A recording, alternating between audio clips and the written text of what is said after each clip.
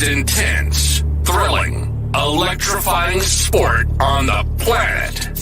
Mixed martial arts. You've been looking for the definitive podcast to call your new home to hear everything about it.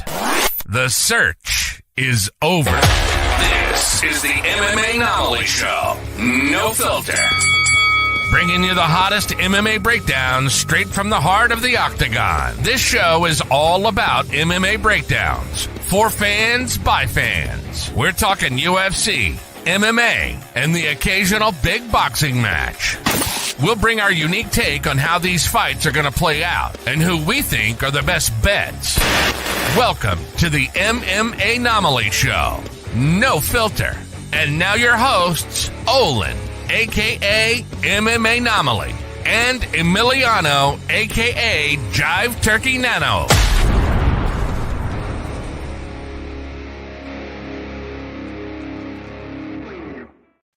What is up, fight fans? Welcome back to another episode of the MMAnomaly Show, No Filter. I'm your host, Olin, a.k.a. MMAnomaly, and with me, as always, is the co-host with the most. You know I'm talking about Jive Turkey Nano. How we doing, brother? Doing great, brother. Doing great. Great to see ya. It is halfway through the week here. Hump day.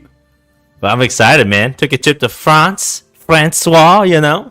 Bonjour, ladies and gentlemen. Great to have y'all here. Excited to break down these fights with you, brother. Let's go.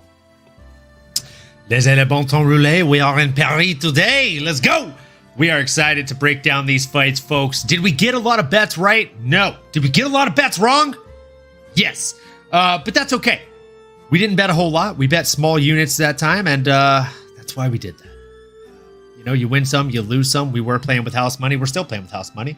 We've stacked up quite a bit at this point. And, folks, without further ado, it is time. We're going to go ahead and break into UFC Paris. From the bottom, we had Chris Duncan versus Balaji Oki. I mean, this was just a fantastic fight from start to finish. Very exciting stuff, in my humble opinion. But you know what? I'd actually like to hear your take on this one first, Nano. Tell the people how you felt.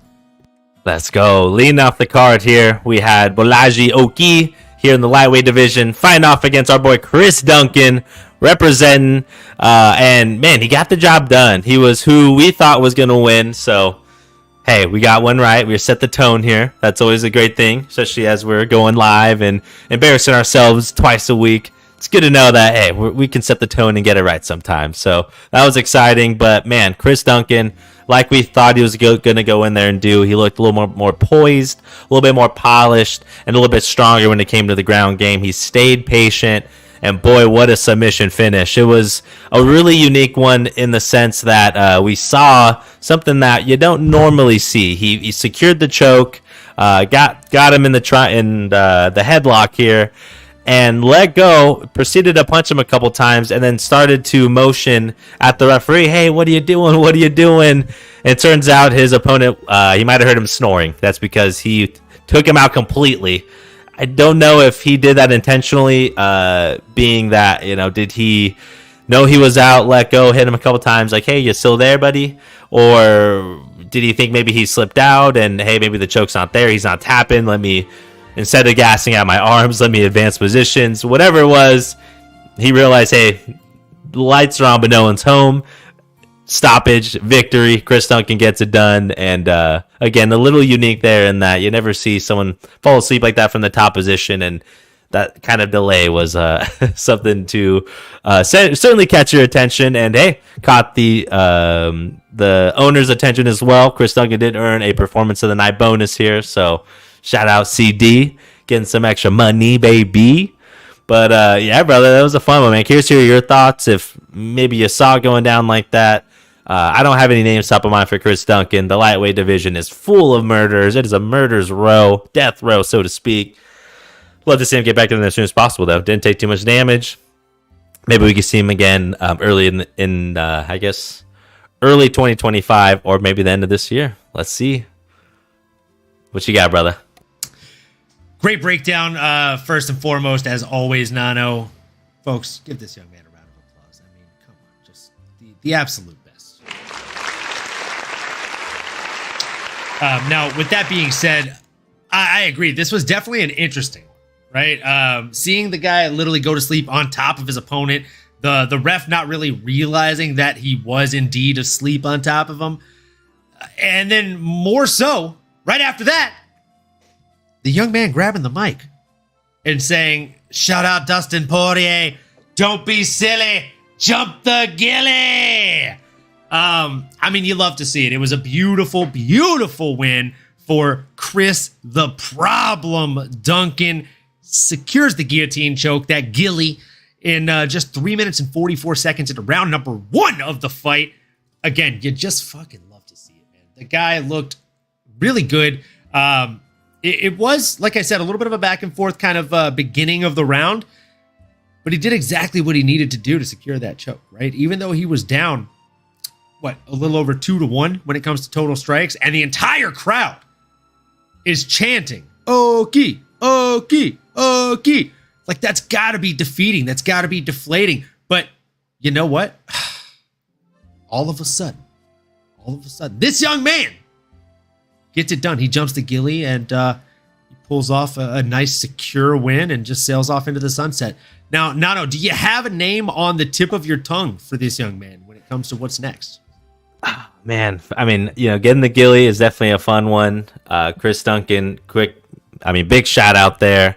I was trying to look on Tapology how far he moved up in the rankings, because that's maybe a good place to kind of start. What ballpark is he in now?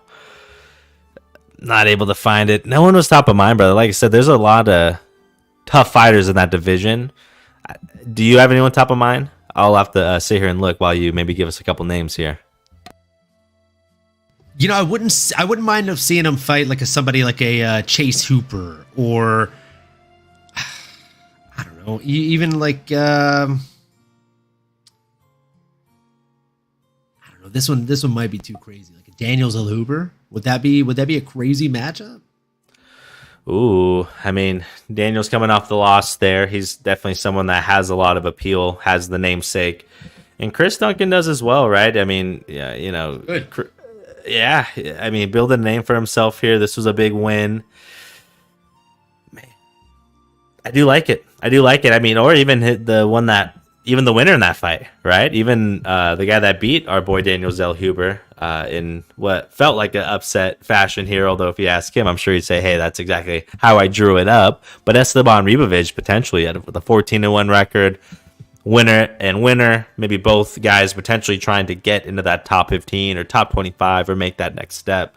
That's another way to do it right there. I like it. I think it's a fun matchup, man. I definitely think it's a fun matchup. With that being said, go ahead and jump on right into the next one here. So, in the next matchup, we have Ludovic Klein coming in against Nicholas Motta. Now this is obviously one where, Ludovic Klein was the heaviest favorite on the card, I believe. And, there's a reason for that. He's an absolute beast. Just kidding. He didn't fight Nicholas Motta. My goodness. That's the one that got canceled. I'm getting ahead of myself. I'm just upset about the Ludovic Klein fight. He fought Roosevelt Roberts. I know that. The next fight was actually Nora Cornole versus Jacqueline Cavalcanti. Now, this was a really, really razor-thin fight, folks, in the women's bantamweight division. It went all the way to the decision in round 3. Total strikes landed were 80 by Nora Cornole to 87 from Jacqueline Cavalcante.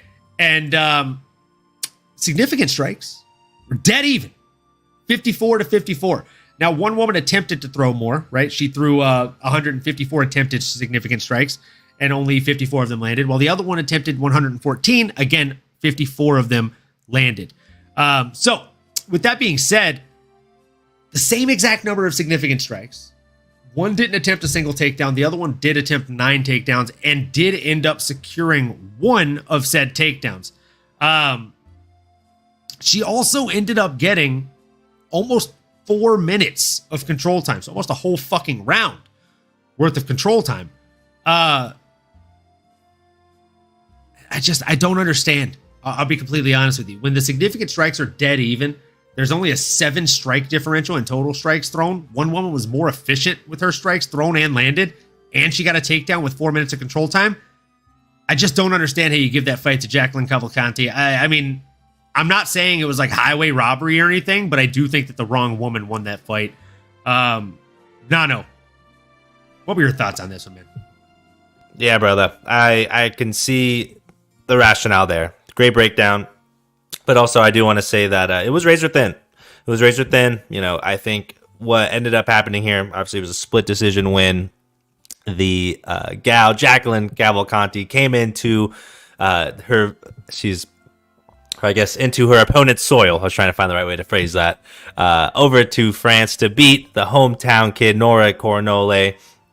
And I think, at least when I was watching it, the thing that stood out to me was that Jacqueline was leading the dance. She was pushing Nora back constantly. And I do feel that a lot of that pressure moving her opponent forward, or I guess moving her backwards, her ability to be moving forward throughout the full 15 minutes, to me, at least using just the eye test, using the fan, just violent ometer meter here, I just felt like Jacqueline might have been winning on some of those exchanges, was chopping at the legs, had some good significant strikes here. And I'm looking at the third round as that kind of maybe the one that splits them, right? Because the first one, you can definitely make a case, like you said, for Nora, who was trying to establish the takedown game. She was able to get one in the beginning, get some of the ground control as well. But then that second round, to go 0 for 5 on your takedown attempts, that's that's Jacqueline doing something right. I'm trying to think of a comparison, maybe to make it simple. In basketball, it's you get points, or it adds to your stat line when you get a defensive block or a steal. And that's kind of what Jacqueline was doing there. As your opponent's trying to get her offense, trying to score her points, well, you're scoring points on defense by stuffing those takedowns, by keeping it close on the striking differential as well, at least keeping it, again, within arm's reach. You could have made a case that she won that second one as well, but hey, I'd give you the benefit of the doubt. Do think it was razor close. Could be 1-1 going into this third. And then again, she ends up outstriking her opponent by 16 total strikes, Jacqueline being 9 more significant strikes than Nora. And then 0 for 3 on the takedowns again. It just starts to feel, and this was a common theme with maybe these judges or just this fight card, is, hey, good defense can sometimes over-trump good offense, even though we may not love to see it. I know that crowd was getting rowdy as well. The Herb Deans of the world, or some of the refs, they'll be quick on trying to get you up if you're not being too active, which could be frustrating because, again, it's all part of the game, man. You got to make them get up. That's all part of the skill. You got to take some chances. You got to make them get off you there. So all to say, good win by Jacqueline. I do think it was razor close. A split decision is appropriate. But I guess just to be contrarian, and again, I guess my one takeaway was just I felt like Jacqueline might have been leading the dance a little bit more than Nora was. And then the defense there is why I'll give her the benefit of the doubt.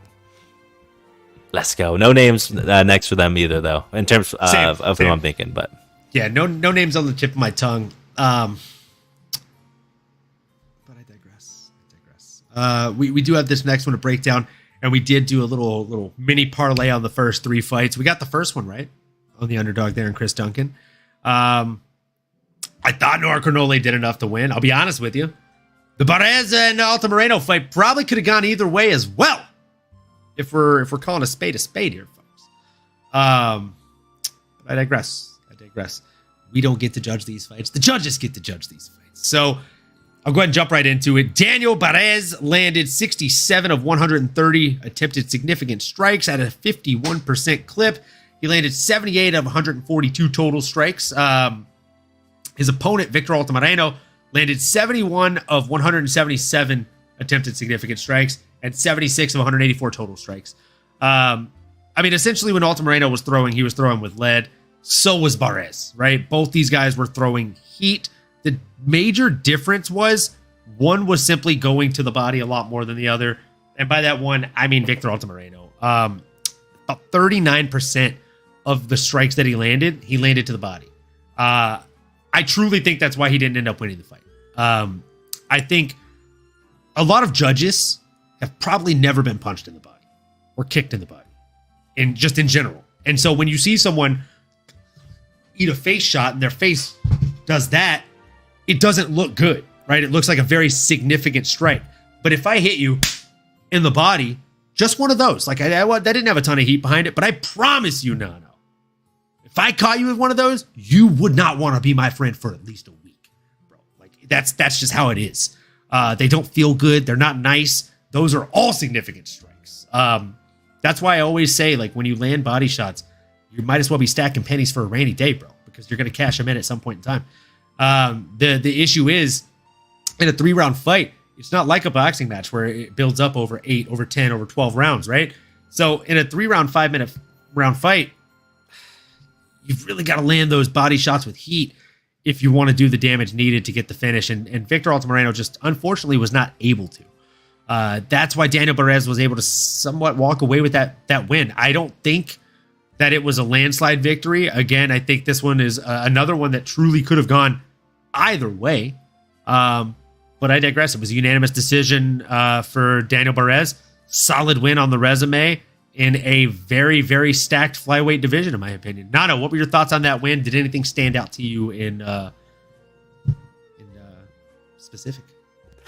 Yeah, brother. Great breakdown, man. Great breakdown. I would say the thing that stood out to me was Daniel's toughness and that power, right? The ability to knock down Victor in that first round. Tough, man. Tough. But hey, Victor is a dog himself. He was able to bounce back, make it really, really competitive. He was staying busy. I think he was the more explosive, a little bit more agile fighter, but didn't matter, man. Daniel was able to stay active, and I do think that knockdown was significant, and I think significant enough. I wonder if they scored that a 10-8, because that can make sense why he may have stolen the cards here by unanimous decision. I used the word stolen because I was rooting for Victor Altamirano. Just thought he had the really fun, explosive skill set. However, again, Daniel Perez looked tough, just climbed up the rankings. He moved up 29 spots according to Tapology. I think that's just another way to indicate, hey, this dude's legit, and now he's going to take another step up in the competition level, just like Victor was going to as well, right? Hype steals hype, right? Big bank take little bank. You know, you beat a fighter who has a lot of hype coming in. That's yo hype now. His fans are now yo fans potentially. But in terms of what's next for Daniel Perez here in the flyweight division, which needs a little bit of stirring up, right? I want to see some new action. I want to see Alexandre Pantoja feel threatened by a new up-and-coming title. I want there to be some buzz, like there's been in a lot of other divisions now that feel so stacked. You've seen a lot of change over the last decade, but man, I'd love to see this flyweight division have a new contender that we can start discussing. And maybe it's a DB, Daniel Perez. But for now, someone that I do think that might be good that's next for him. If he's sitting at a ranking 39, maybe someone sitting at a 34 spot. Another Mexicano that I think can hopefully avenge his brethren. Looking at a Jesus Aguilar. 3-fight win streak. Submission win earlier this year. Someone in that realm. I'll throw Jesus Aguilar out there, but I'll put an asterisk, or I'll put a little hyphen, or a squiggly. I don't even know what those are called, just to help indicate that I'm open to other suggestions. What are your thoughts, brother? I mean, I do actually love that. I do love that. I don't think that's a bad call at all. So yeah. Yeah, I mean, I do have other names on my list, so I'll go ahead and throw them out there. The 3 names that I have are Tim Elliott, which I think might be a little bit too much too fast, but I also know that Tim Elliott is somebody that will never say no, right? So, yeah, I think that that's someone that will never say no, so Tim Elliott's a solid option. After that, I would say the other likely option is Jimmy the Brick Flick. Again, Jimmy Flick is someone that just basically says yes to everybody. That's just how it is. But the one that I want to see him fight, the one that I really want to see him fight here, is Rei Staruya. Now, he's a Japanese up-and-coming fighter. He is just very, very fun to watch. Yeah, I mean, he has a lot of swagger about him, and he's very young in his career.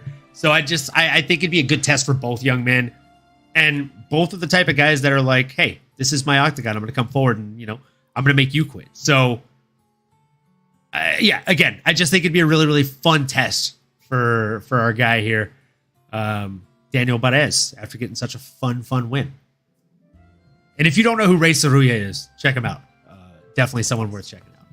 I like it, brother. I like it. Some good options. If you're listening here, let us know in the chat. Who do you think's a better option, or do you think we're both right? Let us know. And we got Adrian in the chat saying, cheers, boys. We're going to go ahead and pour one up for this guy. Let's go. Gots to. Great to have you, brother, as always. Come on. Let's go. You know the vibes. If you drink, pour one up. If you don't, pour up a shot of water, folks. Stay hydrated, my friends. Stay hydrated, folks. As this guy likes to say, stay hydrated, folks. Shout out the Boulais. Let's go. Cheers, folks. Cheers.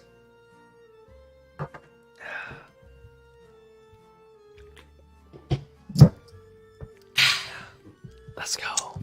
You'll love to see it.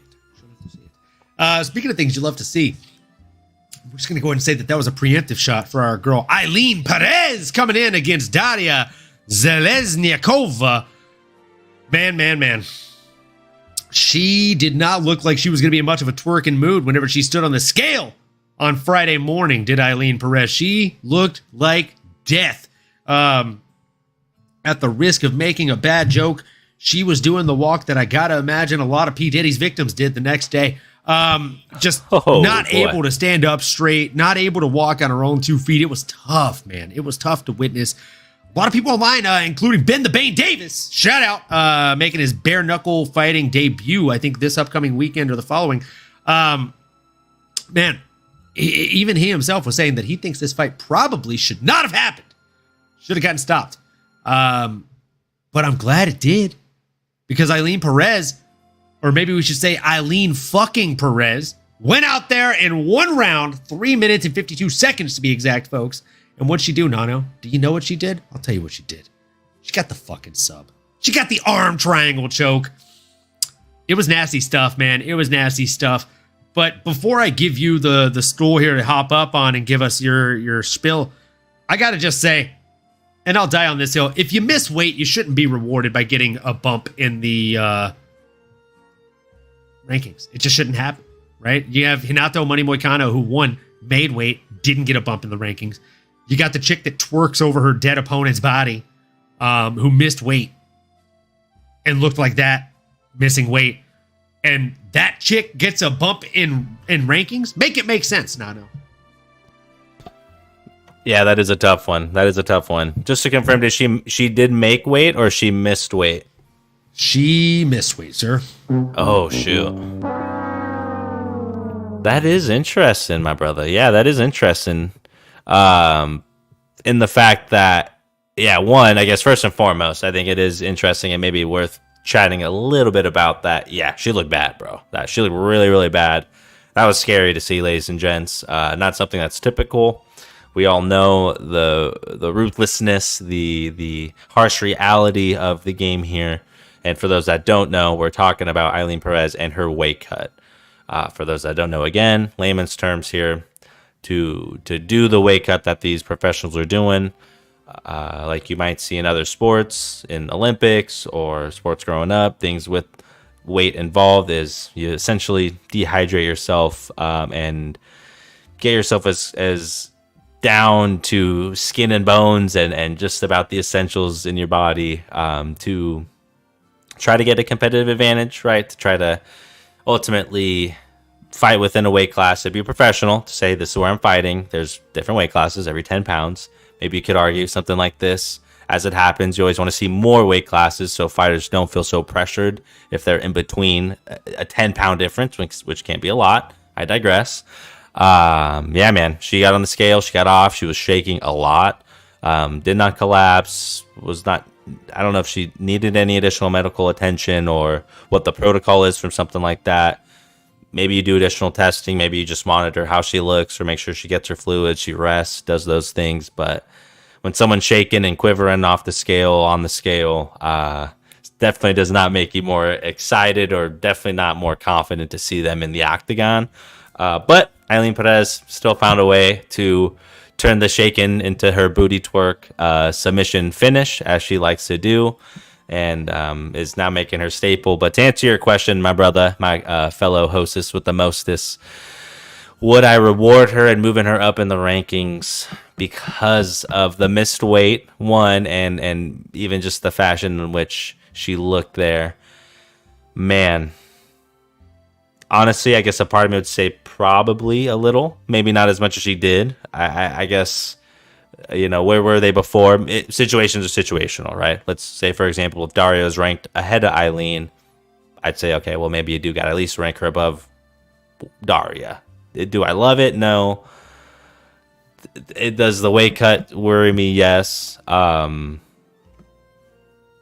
the miss weight, a pound and a half, definitely not ideal. But I guess, I don't know if that's a rule or not. But I guess the fan in me is like, to your point, wouldn't want to reward them or maybe fine them additionally or something like that. I know they lose their purse, and maybe that's where, if you say, hey, that's their punishment, then that's it. Then everything else is, hey, you're in good graces. Now you sacrifice your purse. You don't get a bonus, a performance of the night, like maybe she would have otherwise, right? So that's like a double whammy. Maybe say, hey, that's enough, and still can move up. I'm not going to grant you a title shot maybe after something like that, right? But I guess, I'm a little more easy going in that realm, so I probably would still move her up. I still bump her up, I would say. I'd bump her up a little bit. But I guess step on the wrist there. But I mean, if you're bumping her up, you gotta bump up our guy Moicano. We'll talk about that That's later. That's facts. Unfortunately, he's so high up, there's only so much to go. You know what I mean? Which, again, we will dive into that. But we'll dive into that. I got to get you a little bit more active on Twitter so you see some of these crazy tweets I'm going to have to read off to you on this show. Let's go. He's a machine on Twitter, bro, in the best kind of way. I'll just say that.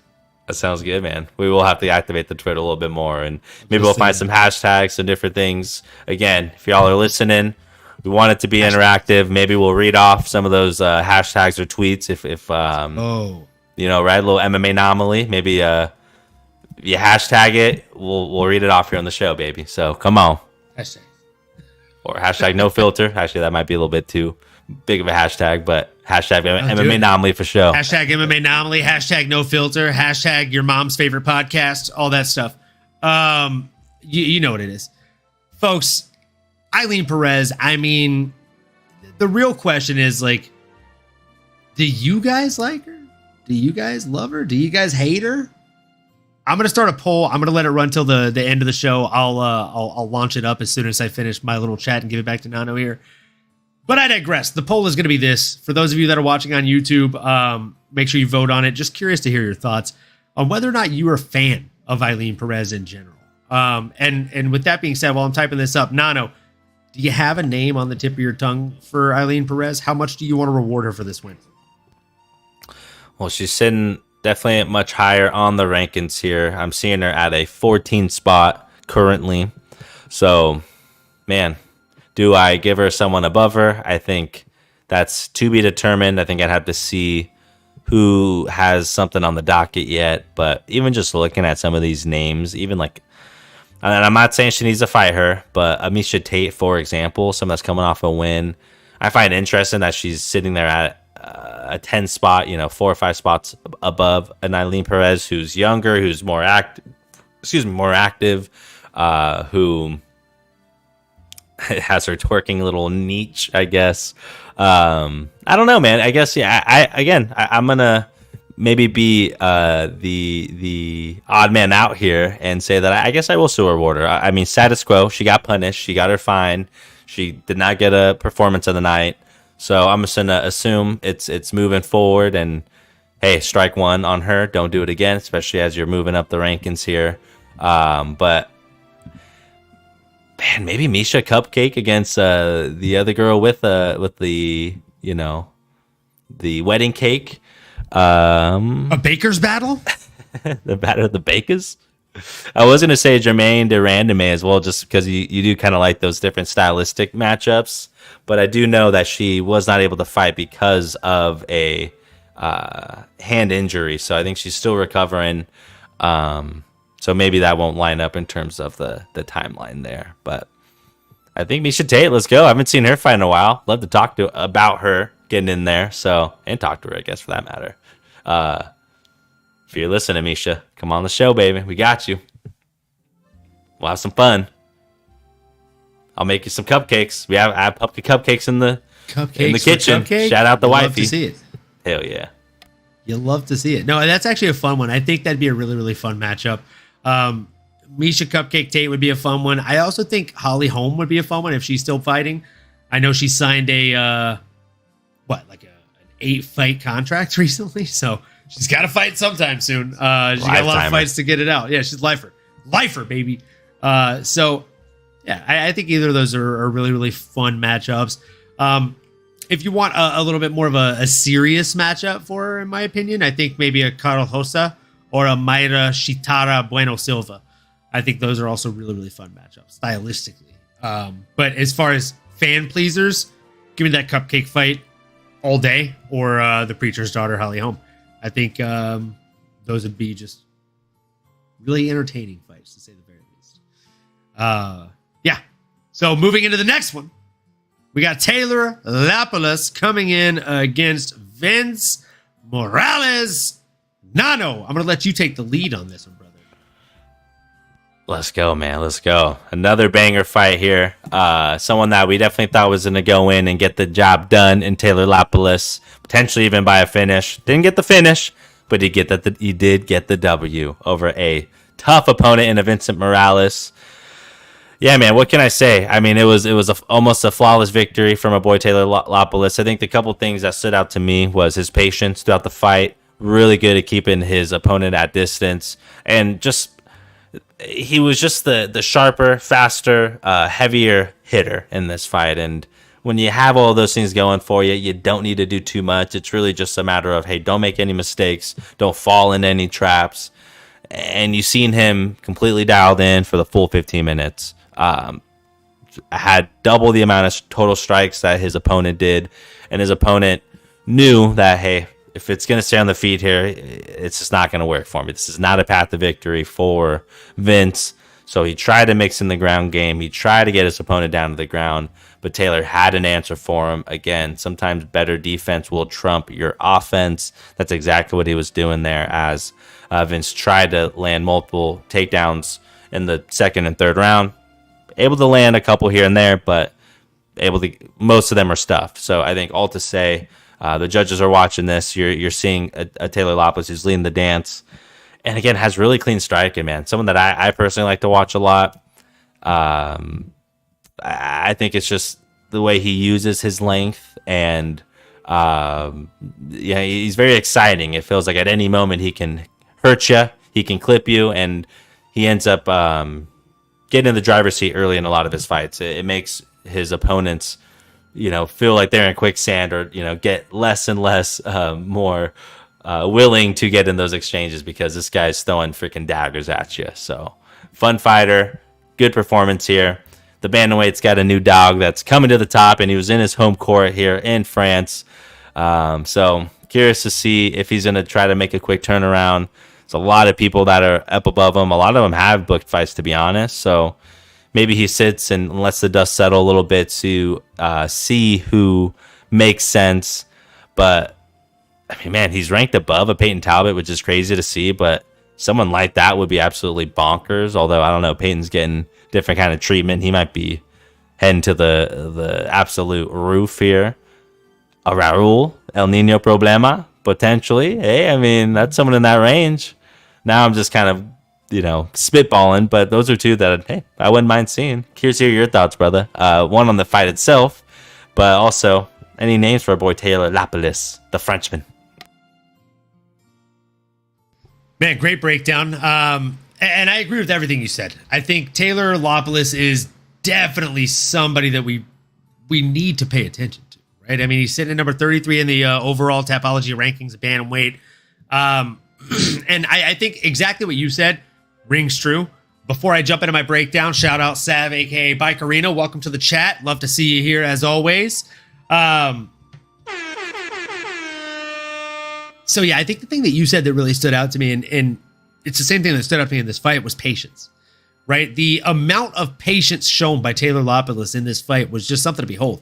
He is a bit of a sniper in there, right? Like, not really I mean, actually, no, I wouldn't really say he's a sniper because he throws. he's not worried about wasting energy. He threw twice as many strikes as he landed, but he also landed twice as many as his opponent, which is just wild, right? So he makes you miss, he makes you pay. And he's also willing to swing all day. That is the Taylor Lapilus way. The dude is just an absolute beast. He's a thug in there. And I think you got to start putting some respect on his name.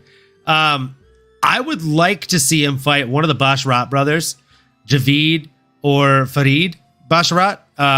Both very, very promising up-and-comers. And now, if not them, and I know this might be a little bit too early, a little bit too soon. Maybe a Davy Grant would just be a banger of a fight. I like that fight. I like it. Davy sitting at number 26, and the Basharat brothers, so Ferocious Farid is sitting at number 29, and Javid, the Snow Leopard Basharat, is sitting at number 30. So they're all just right above him. Yeah, I mean, those are, for me, those are my top picks. I think either of the Basharat brothers are just exciting fights. And then, of course, if I want to see them get a real test, give them dangerous Davy Grant. Beautiful thing about this, I don't think either of us are wrong, and we did not have a single same name there. So we were spoiled rotten, a lot of good options. Just sign the dotted line. Make it happen. Get back in there ASAP. Come on. We all want to see it. Don't keep us waiting too long now. Names. There's so many good names, folks. It's a plethora. Love that fucking word. A smorgasbord. Smorgasbord, a plethora. He's always the giant turkey's out here gobbling up these fucking crazy words, folks. And with that being said, we gobbled up the wrong result on this Ludovic Klein one.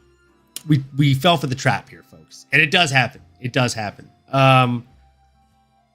Nato, I won't even ask you to pour one up with me because this was a total me move, man. I fell for the trap, and I'll openly admit it. The odds were crazy. They were crazy in favor of this guy getting the win, and I had to find some kind of juice, so I went for him to win by finish. I just thought Roosevelt Roberts was live to get finished. I know that that's a slightly disrespectful thing to say, but it's an honest thing, right? Like, if he was going against a plethora of other fighters that we could list here, I would say, get finished, he will not, but, I digress. That just wasn't the case. He was going against fucking Ludovic Klein, who is a beast and does have a number of finishes. I just thought he was going to get it done. But you know what, folks? I'm here to tell you, I openly admit when I get it wrong. And I got it wrong. Folks. So, well, cheers to that, brother. A bet made, a debt paid. That's what we do here. Folks. I know you weren't going to ask me, and it's because you knew I was going to take one with you regardless, brother. Let's go. Because we don't drink alone around here, and I thought Ludovic was going to do the same damn thing. Thought he was going to get rid of him, but he was a little more calculated, right? I think Mr. Fundamental, as he was Tim too calculated. Yeah, too calculated. He lost some fans with that win. Well, and it's not the funnest when you see a lot of clinch work, when you see him kind of just bully him up against the fence, and isn't necessarily the most offensive fighter, or isn't throwing with ill intent, isn't really violent, isn't throwing at a high clip. Again, he was fighting the opposite of the guy that won the main event. I'll say that. I mean, man, it's I was trying to pull up the strikes. 100 strikes over the full 15 minutes there. I guess not that it was a total snooze fest. We don't want to make it seem like it was something. It's not. He was definitely throwing strikes out there. But Roosevelt Roberts was throwing some strikes in return. Ripping the body, going up top. Again, the clinch work. I think if I was Ludovic, maybe he was sitting there saying, okay, this guy's not going anywhere. I've hit him with some good shots, and it isn't phasing him. So rather than make a mistake, which makes sense. You got to fight a smart fight out there. I think he just took the safe road a little bit and, took care of business. But like you said, may not have earned any new fans in this one. However, traveled out to France, got the job done. Man, I mean, the dude's just good. It's like I don't have anyone that's top of mind. I don't know if you do, brother, but another stacked division again. Not that that's always a scapegoat, but this Slovakian, I don't know what you do with the man. I don't know who's gonna want to sign up to fight this kid. He's just so fundamentally sound. He's in between a rock and a hard place here. What do you think, brother? What's next for him?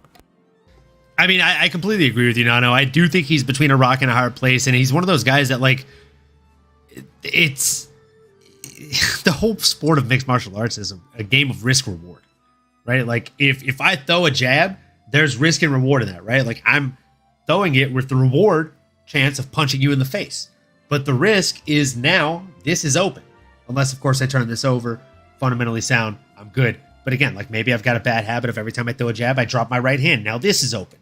Or maybe I have a high guard, so I'm here. Now you can hit me in the fucking rib cage on this side. So again, there's just a number of different things that I have to think about in order to mitigate risk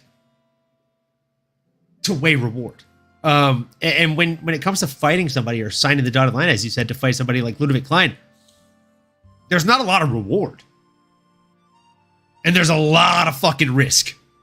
So I can't do it. Pike Arena's here in the chat. Quick yes or no. Are you guys Eileen Perez fans? I missed that bit, I guess. We have a poll going on the YouTube, so make sure you vote on that. I'm sure you already did. No, I'll let you take the lead on this one. Yeah, I mean, I appreciate circling back here, Sav. Always down to answer questions and retake my take here on Eileen Perez. I personally am a fan. I think, claiming herself to be the, Nurmagomedov of the women division is a fun statement. She's doing a lot of the right marketing tactics, I feel like. I'm a fan. I think the fighting style I'm not the biggest fan of. There's certainly others I would potentially favor over an Eileen Perez, but she went out there, she took care of business. I will say I was not a fan of how she looked on the scale. That was really where we spent a lot of our time, was just acknowledging that, man, she did not look good. I don't know if you saw her weigh in or anything like that, but worried me. I'm thinking, man, is this a good fit for the weight class? Was she sick? Was she injured? These things happen, but that was just not a good look. I didn't really feel that much more confident going into it, even though me and the MMAnomaly here both thought she was going to go in there, take care of business. She did. I mean, she looked great. If I didn't see those videos going into it, I wouldn't have thought anything different. She looked A-okay in the octagon, but personally, I'm a fan. I'll let Olin speak for himself there, MMAnomaly, but I'm a fan, but to an extent, I'll say.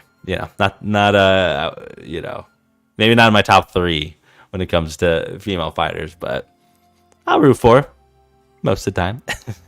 What are your thoughts, brother? Yeah, I mean, she's another one of those fighters that I think I'd be a lot more of a fan of if she did 2 things, and that's talk less on the mic and make weight more on the scale. She didn't make weight this last fight. She doesn't do herself a ton of favors when she is on the mic, saying that she is I don't know. She's saying she's the next Khabib? Come on, bro. Like that's a bit ridiculous. I know. And it's because she has the most takedowns in women's bantamweight history, so she feels obliged to let people know that I'm going to take it down. And, I mean, she's getting submissions. I think it's just a fun nod at who is regarded at the GOAT, especially when it comes to wrestling. And when you think of wrestling, you think of Khabib Nurmagomedov. You think of Islam.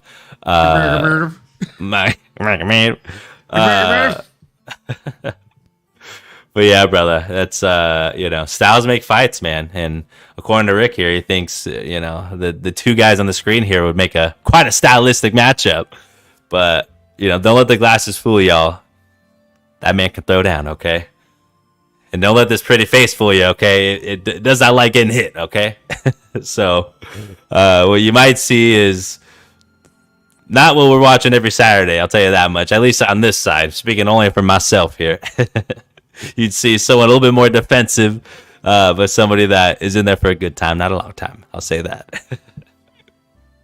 You would definitely see someone that's in there for a good time, not a long time with me. Back when I trained at American Kickboxing Academy, I would describe my sparring style as a bottle rocket. Not the longest lasting firework in the world, but damn it, while it's up there, it is exciting and it is flashy. That was must watch. It's must watch. No, it was a good time. It was a good time. Love those Saturdays. Oh man. So yeah, Rick, we'll see you at the top, brother. Pull yourself up by your bootstraps. So yeah, that being said, we don't know what's next for Ludovic Klein, but what I will say is what's next for us is a light heavyweight bout between Umar Sy and Jung Jaeon. Jeez Louise, man, this was a fantastic showing for Umar Sy, for the most part, right? Daeon Jung can crack. We knew that going in. We knew he had a puncher's chance. We knew that he had a bunch of finishes to his name and that he is every bit of a light heavyweight UFC fighter that he claims to be. But coming in against somebody that is as prolific as Umar Sy, who was coming in 10-0, unbeaten, untouchable seemingly. This wasn't his first UFC fight either, right, folks? He did make his UFC debut on that Edson Barboza versus Liron Murphy fight card against Tuco Tokos, and he got the submission win in the first round in that one. So he looked even better in that fight. Now, I personally think that this was a better showing for us as fans to understand who he is, to get to know him as a fighter, right? Because anybody can go out there and sink a submission early on or get an early knockout, right? But for somebody to go out there and get a dominant win across 15 minutes, to land 97 strikes over someone who's able to land 36, to land 90 significant strikes over someone who's able to land less than 30. Oh, and he also got 2 takedowns and negated the only one attempted one that his opponent threw. That's nasty work, man. Sy went out there and got it done. He looked really, really good doing it. I did think that there were moments where he showed holes and weaknesses in his game. But again, he was going against a wily veteran with over 21 professional fights in Daeon Jung. He would have poked holes in anybody's boat, so to speak. So curious to hear if anything shocked you about this fight or if Sy was that guy for you. Sy was the guy on the night for sure. I think not that anything necessarily shocked me. I think if I'm being honest, if I'm being blunt with y'all, I know Umar had the home crowd advantage, but and he did have 7 takedown attempts. He did land 97 total strikes, but did feel at times there were some lulls. You know, again, these are some big boys, so not as active as the flyweights are, and they're not scoring by points here. But they're making the punches count. I think I was surprised to see that kind of well-rounded game by Umar Sy in terms of trying to get that many takedowns, scoring them, having success. But overall, he put it together for 15 minutes straight. Won by unanimous decision. Jeez, can't even talk. But again, I think it was because he didn't fade. He stayed true to a good mixed martial arts game plan, a good deployment, a little bit of this, a little bit of that, a little salt, a little pepper. But he was in the dance, man. I think, again, there were some lulls in there. If I was Daeon Jung, I think would have liked to see him be a little bit more offensive. It just felt like there were some rounds that he just really was just not able to keep up with his opponent. And, at the end of the day, it's the name of the game, man. You can't win them all, right? It's just a lesson learned. Hopefully you go back and you find some ways that you can improve your game or, again, get your opponent off of his mark. It's a chess match out there. It's not just button mashing. It's not just, free-nilly. Like, there's a lot of methodology that goes into it, and it's a lot of little things that set up the big picture. So, hey, DWJ, get back in the training room, hit the game tape. But, unfortunately, I think you also got to chalk it up to, hey, the better man won that night. Doesn't mean you can't get better. But I don't know what's next for Umar Sy. I mean, the light heavyweight division is not certainly the deepest one. But, hey, he certainly looks the part. And I guess I'll pay... Well, I would say pay to see him back in. I don't know if he's headlining. I mean, I just say that's crazy talk. But if he's out there, I'm watching. I know that much. Come on, don't be crazy. Don't be crazy. Come on, man. Don't be crazy. Don't be crazy. Yeah, I mean, like you said, light heavyweight is not super stacked as far as the division goes. I mean, it's one of the less stacked divisions as far as the UFC goes, at least. I mean, I would say that carries across most promotions, too, if I'm being real with you. So, yeah, I don't really think I'm super impartial to what's next for him or who's next for him. I just think I'd like to see it be somebody that's very competitive light heavyweight, at least in the top 20. Now, if I'm being completely honest with you, I think there is a good name on the tip of my tongue, but it really depends on the outcome of a fight that's happening this upcoming Saturday. So, obviously, this is assuming that neither man retires with a loss. I think a really good matchup for Sai would be the loser of Ryan Superman Spann versus Ovince St. Preux. Okay. I like it. Definitely get namesake. It's someone that can help build up an Omar Sy, who, yeah, like you said, is undefeated. So, like your heads They're up, here. brother. Like, they're here. If that person wins and then Umar Sy is coming up, you know what I'm saying? I just think trajectory-wise, it's a perfect mix. And again, if one of those guys coming off a loss to each other beats Sy, it bounces them right back. You know what I mean? And it'd be exactly what they need as well to beat that undefeated prospect in Umar Sy. Now, moving into the next fight, we had another hell of a fight here, folks. Oh, man, Nano. I'll pour one up with you now. Gee wee wees. Oh, where's the chi wee wees? Can we hit the chi wee wees here? Man, oh man. It was tough. It was a tough one. So we're doing this first of its kind of UFC fantasy football style draft where we drafted people. I'm tallying the scores based on the DraftKings Sportsbook's point setup, and we're going until the end of the year. Winner takes 80% of the pot. Second place gets 20% of the pot. Nano, unfortunately, the reason we're pouring this up is because on his fantasy draft, he had Ivan Arslan. Now, before we do the negative thing, we should actually shout out Drew. Shout out, this is Drew, on minute number 52 of the podcast tonight, for having Eileen Perez in his lineup. He got quite a bit of points. I think he got like 120, 130 points for that. Wow. Man, as Foghorn Leghorn says, it was the best of times. I say it was the worst of times. That's huge. That's huge. Huge. I think your guy got you like 33 points, Nano. And that's more than one of mine got me on UFC Noche. So, well, as Rob Schneider once said in The Waterboy, it's me, Jessica. Oh, sorry, wrong movie. Also a great reference. Great reference. Put your weed in there. No, but I'm referencing The Waterboy when he goes, "Oh no, we suck again." Because I suck again. We suck again. I suck again. Well, whether Cheers you to won that. this weekend or lost this weekend, cheers to that, folks. Salute. To losing in style, y'all. With dignity, okay? With pride. With a humble hand. That's what happens, y'all. It's the Like name of Buzz the game. Lightyear, man. Even if we fall with style. It's falling with style, baby. That's exactly what I was style, doing. baby. That's what we did this weekend. We fell with style.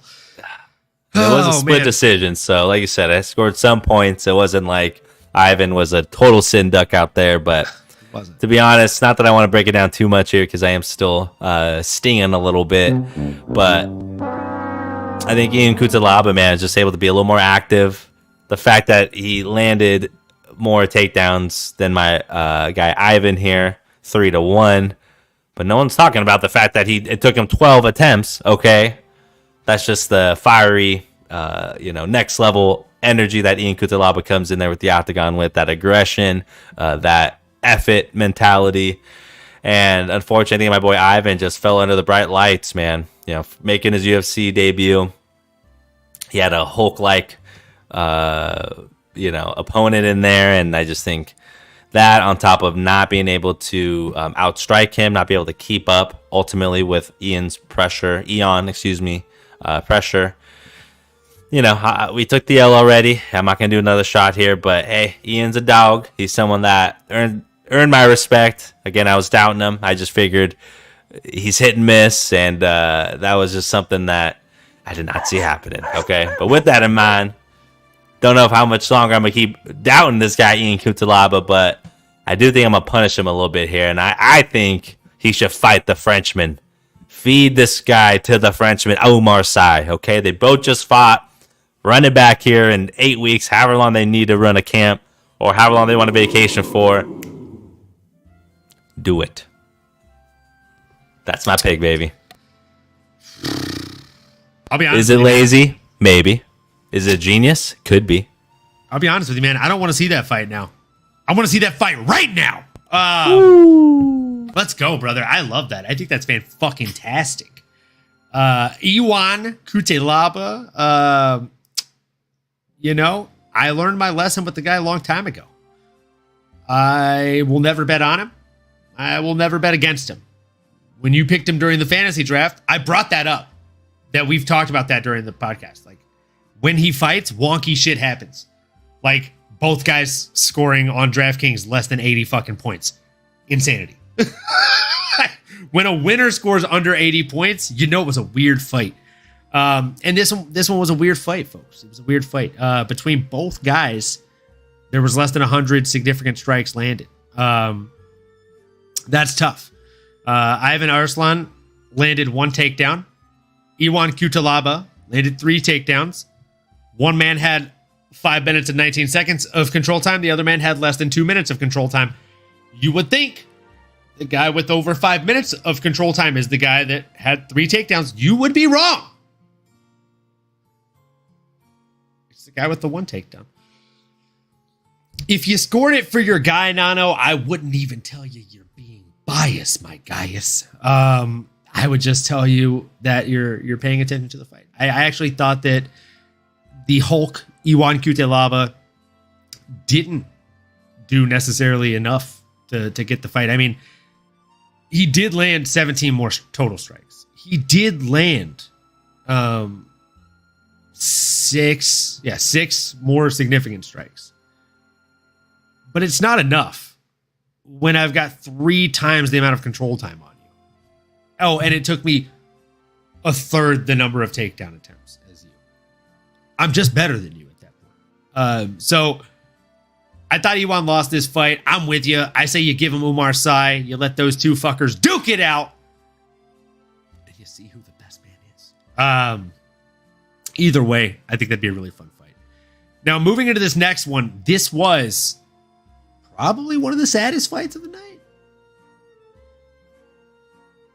Yeah, this is probably one. I mean, yeah, in terms of just my excitement for one guy, but then also disappointment for the other. There's a handful of other sad fights on this, so I don't want to do a shot for every fight on the main card. This one shocked me. This one was This one was wow. This one was. I'll let you take the lead on this one, Nano. Tell us how you felt when it came to Faraz Zayam versus Matt, the Steamroller Frivola. Man, I felt like I saw the falling of an OG and the rising of a young prodigy is what I felt like I saw here. A turning of the guard, ladies and gentlemen, to lead off the main event here of the evening. The main card, I should say, not the main event. But man, it might as well have been the main event because that to me was by far the most exciting fight, by far away the most exciting finish. One of the crazier ones we've seen in a long time here. Fares ZM going in, the Frenchman leading the way, man. And just, if I'm being honest with you, my brother, put a whooping on our boy. He put a whooping on Steamroller Frivola. He did what is in the name there. He steamrolled our guy. And it just felt like he was the younger, hungrier, and the fighter that was, I mean, well-rounded. I mean, got a knowledge here. 4-4 on the takedowns. You know, active, trying to get those submissions. But man, the finishing sequence there that he put on our boy in that third round to still carry the power, to still be carrying that momentum, to land a knee to the face from the clinch. I mean, just throwing it out there. It's like, it felt like that scene on Zohan when he's slapping you with one of his feet and then he taps you on the shoulder. You look and it's his other foot. It's like, how's he doing this? You look this way, I touch you. It was crazy. It was absolutely crazy. Shout out Zohan. It's almost too fitting now. I think Fares ZM is now just the Zohan. Okay, you don't mess with the Zohan. You don't mess with the ZM. I mean that with all due respect. But yeah, brother, crazy finish. Absolutely exciting one. Got me out of my seat. Again, I don't think I've seen a finish like that potentially ever. From the clinch, just casually throwing your knee up. I don't even think I could raise my knee that high. It's a picture, ladies and gentlemen. Imagine like you're walking over those hurdles like in track. Like you're just trying to put your foot over, like you're maybe putting your foot over the, what is it, your doggy door fence, you know, or let's see, doing it over the white picket fence. You know, you're just casually throwing that knee over maybe the imaginary garage door trip line. There's a lot of things that you're, you know, doing that motion with. But again, absolutely stunning. As Sav put here in the chat, Steamroller, Heartbreak, broke all of our hearts, girl. Right there with you. I don't know. Did we already pour one up for our boy? Do I need to do that while you're, you know, giving us your 2 cents here? And in terms of what's next for our boy here, Fares Ziam, don't mess with Zohan. Sky's the limit, man. Lightweight division's got a new guy on the block. I don't have a name, but I am curious to hear your breakdown. And if you got someone, call it out. What you got, baby? Yeah, man. I'll pour one up. I mean, the thing that sucked the most is his coaches saw what was happening. I'm not going to pretend to know the guy's name. The guy that was standing to the right of Ray Longo. He literally yelled, "He's looking for the knee!"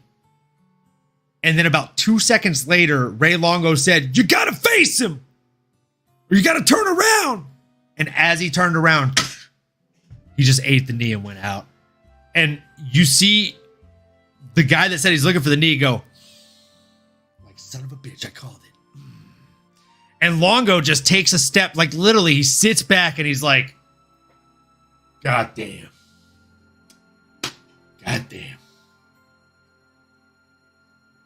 It almost looked like Longo for a half second wanted to be like, that was a nasty knockout. That was a good one. Got to give it to him. But he couldn't because that's his fucking guy, right? And he was heartbroken to watch him go down like that. But literally, bro, it's so tough. So tough when they do these coach cameras and you see the coaches experience that heartbreak, that like they're going through it too. They're losing too. Because like, just like these fighters just put in months and months and months of their lives, they're doing it too. And if their fighters win, it gets them so much more recognition and so much more money and so much more notoriety, etc. So we're with you, Sav. Broke our fucking heart. And that's why we do this shot. For Matt, the steamroller, for Vola. Goddamn. Let's get the steamroller up on the screen here. Boom. Are you ready? Let's go. Salute.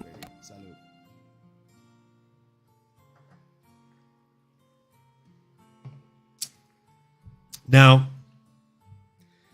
what do we think should be next for this young man? This was an interesting one. It was at lightweight, which in my opinion is probably one of the most talented weight classes in all of the UFC here. Rick Allen, I know you're still in the chat. Let us know what your favorite weight class is in the UFC. My personal favorite, got to go lightweight. Nano, what's your favorite weight class in the UFC? Oh, man. That's a great question, brother. I feel like, oh, man, kind of middleweight. I don't know. Middleweighty guy. Right now, it's I'm a middleweight guy. I think historically it was always light heavyweight. Big middleweight guy. If you would ask me growing up, I would have said light heavyweight for sure. But middleweight's been a fun one, man. I love it. All right, I'm gonna throw it out there. I got a name for Varas, the Smile Killer, Zayam. I don't know if you're ready for it though. As Beyonce once said, I don't think you're ready for this jelly. Ludovic, Mr. Highlight Klein, folks. Just because after what he did to my guy Frivola, I want to see pain. What are your thoughts on that matchup, Nano? I respect it. I like it, brother. I honestly am a fan of the idea of putting, guys that fought within similar months or, hey, maybe even the same fight card, put them back together, man. Recycle, rinse, repeat, rinse, lather, repeat. The thing is here is Perez certainly deserves to make another step up. I mean, this was a huge win. We would have been saying the same thing here with Matt Frivola, Steamroller. So if you're a Perez, you're sitting here scratching the surface. You're knocking on the door for a potential top 15 matchup.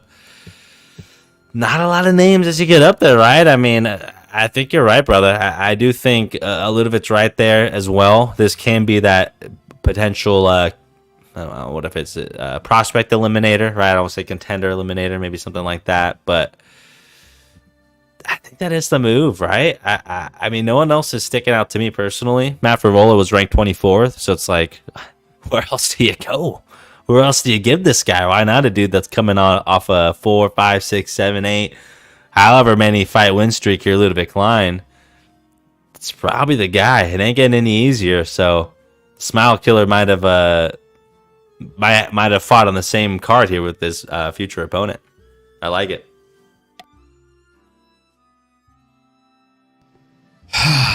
Well, I'm glad that you're in agreement here. We love to see that. So we don't agree very often. So when we do, it's a rare occasion here, folks.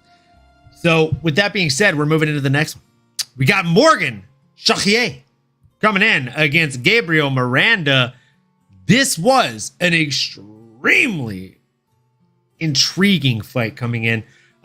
Even if no other reason at all, simply because Morgan Charrier is somebody that is, on the tip of a lot of people's tongues, if you've been paying attention, right? Like, he really is potentially the next French superstar. But it also really does depend on if he's able to contend with these big guys. Now, when it comes to big guys, is Gabriel Miranda the biggest name in mixed martial arts? No, not at all. But he is somebody that brings a shit ton of experience to the sport. He has a lot of submission wins, a lot of finishes in general. And he was able to go 1 of 4 on his takedown attempts against Morgan Charrier. And Charrier went 2 of 2 for his takedown attempts. That's 100%, just in case you're bad at math. Now, on top of that, the 1 of 4 takedowns that Miranda was able to land, he only got 1 minute and 7 seconds of control time and 0 submissions attempted in that. He did get reversed in that. So he got reversed and he got taken down twice. Also got outlanded on total strikes. Also got outlanded in significant strikes. Also ended up just getting stopped. So, great on him, right? I had my doubts about this kid coming in, the last pirate Morgan Charrier, but I will openly tell you, I was very impressed with the TKO victory here on Saturday morning or Saturday afternoon by him. Definitely someone to pay attention to. He's 20-10-1. He's got 31 professional fights. That is a shit ton of fights to have in your professional record, folks. Nano, is this somebody that you're going to be watching closely in the future, or is this somebody that you already had your eyes on? Yeah, both. Have my eye on him for sure, partially because, this is what we do for a while now. A few years we're going on, my brother. Love saying that anytime I can. But no, I think just stylistically, definitely someone I would watch as a casual, as someone that's just a fight fan that enjoys violence. Love the way he goes in there, man. He looks strong and he stands his ground well. I wanted to say that was something that I noticed here. Aside from just the really, really fun strikes, the violent strikes, the explosive athleticism that certainly jumps out at you. The thing that caught my eye in this fight was Gabriel Miranda tried to take him down. He tried to push him backwards. And Morgan said, no, I'm standing my ground. I'm going to hold the door, as our Game of Thrones brethren once said. And, man, even got some takedowns on the Gabriel Miranda. Wasn't totally afraid of the submission game there, which I like to see. It's like, hey, maybe Gabriel's like, he's never going to do it. He's not going to take me down. Hey, MFer, here you go. Well, now what? You know, you may think I'm not going to take you there. I'm going to take you there. I'm willing to do it. So those are some things that stood out to me with our boy Morgan Chartier. But yeah, man, he's someone. Chartier. Hooray for Chartier, man. What a performance. And what a stud. You know, his record certainly might suggest otherwise, but you know what, man? If you're fighting over 30 times, you're willing to get in there that often, and you're still looking this gosh darn good. I mean, man, sky's the limit. So I think he's potentially ready for a top 25er or potentially top on his way to making it to that top 15er. I don't want to say that with certainty. I think at this point, and again, I mean, look at that featherweight division, man. It's absolutely stacked. So many fun names in there. I mean, I don't know, brother. I don't know if anyone sticks out to you, but you know, an Andre Touchy-Feely, our boy, you know, two guys that have big names and coming off wins. That could be a fun one. I don't know who's sticking out to you, but sky's the limit for this kid. I don't know if the music's insinuating anything, but I'm ready for you, brother. What you got? I mean, the music is fantastic. I just had to switch to this more lively France music. And shout out to Sav in the chat. Chi hui hui. Chi hui hui. As they say in France. Hui hui. Chi hui hui. Morgan Chartier is just a very fun featherweight. I would like to see him fight again. Honestly, I don't care who this guy fights. If I'm being wholehearted with you, I don't care who he fights. I just know it's going to be a fun fight. Now, do you want me to throw out my realistic pick or my far-fetched pick for who he should fight next? I mean, why not both? I like it all, baby. I'm greedy. Well, if you're a greedy boy, then I will go ahead and throw it out there. I say, because I know that he is a crazy man himself and he's willing to take any fight on any day's notice. Why not give him the test of tests? Morgan Chartier versus the flat earther himself. You know we're talking about the pasture fire. We're talking about Thug Nasty. Bryce Mitchell. That is the far-fetched pick, folks. I think it's a fun-ass pick. I would be game to watch that fight all fucking day. Now, if you're talking about a fight that makes a little bit more sense, one that is maybe a little bit more likely to happen, Morgan Chartier versus David Onama. Shout out to the drunk guys in the crowd at UFC San Diego. It wasn't us. Well, I mean, they were drunker. And yeah, this music is fire, right? I mean, like, let's fucking go, kids. I saved this last week for the bets, and I forgot to play it for the bets portion because I just had the normal UFC Paris music going that I had saved for that. Now, what's funny is we have 4 more fights to go over first and foremost, which is perfect pacing. It's got about 45 minutes left on the 2-hour timer that we usually set. What's crazy is this. Going into the fight night, I was more excited about the latter, right? Renato Moicano versus Benny Saint-Denis and Nasruddin Imavov versus Brendan Allen. But after weigh-ins and after the build-up throughout the week, I kind of got more invested in William Gomis versus Joe Anderson Brito and Kevin Jousset versus Brian Battle. And I'll tell you why as we break these down. So let's go ahead and move into the next one. We have Kevin Jousset versus Brian Battle. That's right, folks. Kevin, what you say? Coming in against Brian Battle. Wow. I'm sorry. Because it did. Kevin Jousset. So this was a fantastic fight. All up during the fight week. I knew Brian Battle was going to go out there and get it done. Why? Well, there's a number of reasons, okay? The superficial reason, we dropped the Pooh Bear, kept the Butcher, right? Dropping the nickname the Pooh Bear and switching to the Butcher, that feels like a pretty good reason to bet on a guy. And also, the fact that he has stopped looking like the Pooh Bear in the clip that I'm sure you've all seen going viral the last 2 weeks of his first professional fight. He was like 200 plus pounds, looked very chubby and overweight, got his fucking mouthpiece just knocked out of his shit. Look, he had just started training. Okay, you can say the same thing about Khalil Roundtree Jr., who's fighting in the main event this week. We're gonna be talking about him tomorrow in the episode, folks. But these guys were just now finding their footing. They're just now starting training, and they were kind of getting thrown to the deep end, so to speak. They were fighting against guys much larger than they should have been fighting against because they were in weight classes ahead of where they should have been. The Brian Battle glow up is real, Sav. You know it's real. The Bike Arena glow up just as real. So look, Brian Battle came out there, and in his last few fights, honestly, since that Hinat Fakhretdinov fight, he has just looked to improve tenfold. Nano, I think you and I can both agree on that. And we don't agree on everything, right? We don't agree on a lot of stuff. But I think we can agree on that. And this was just a vast showing of said improvements. Kevin Jousset had every path to victory needed. He simply had to go out there and claim it, so to speak. He just wasn't able to because Brian Battle wouldn't let him. He did land good shots. He landed 58 good shots, if you ask the judges, right?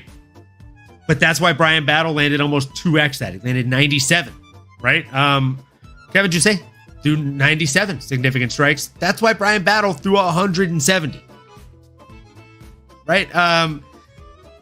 And by the way, both guys tried to take each other down, but the grappling game was just simply negated because they were too good for each other's grappling skills, which made for a really, really great striking match. I thought one thing that Jousset did really good was control the distance. His range finding was really nice, but if you've got great range finding, you're keeping me at distance, right? You're finding ways to sneak in and sneak around, find those pockets. But I'm willing to eat a shot and then come in and throw. I mean, we used to see Carlos Condit do these types of things.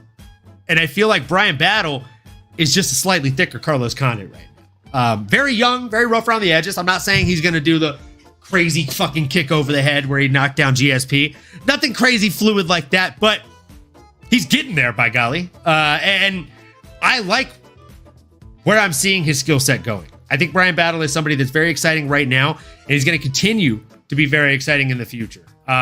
This was an impressive win for me, watching Brian Battle. I very much look forward to the next time he's in the octagon, and I can't wait to hear your breakdown so we can play matchmaker for him after that. Let's go, brother. Let's go. I'm excited, man. This was an absolute banger. Violence from pillar to post.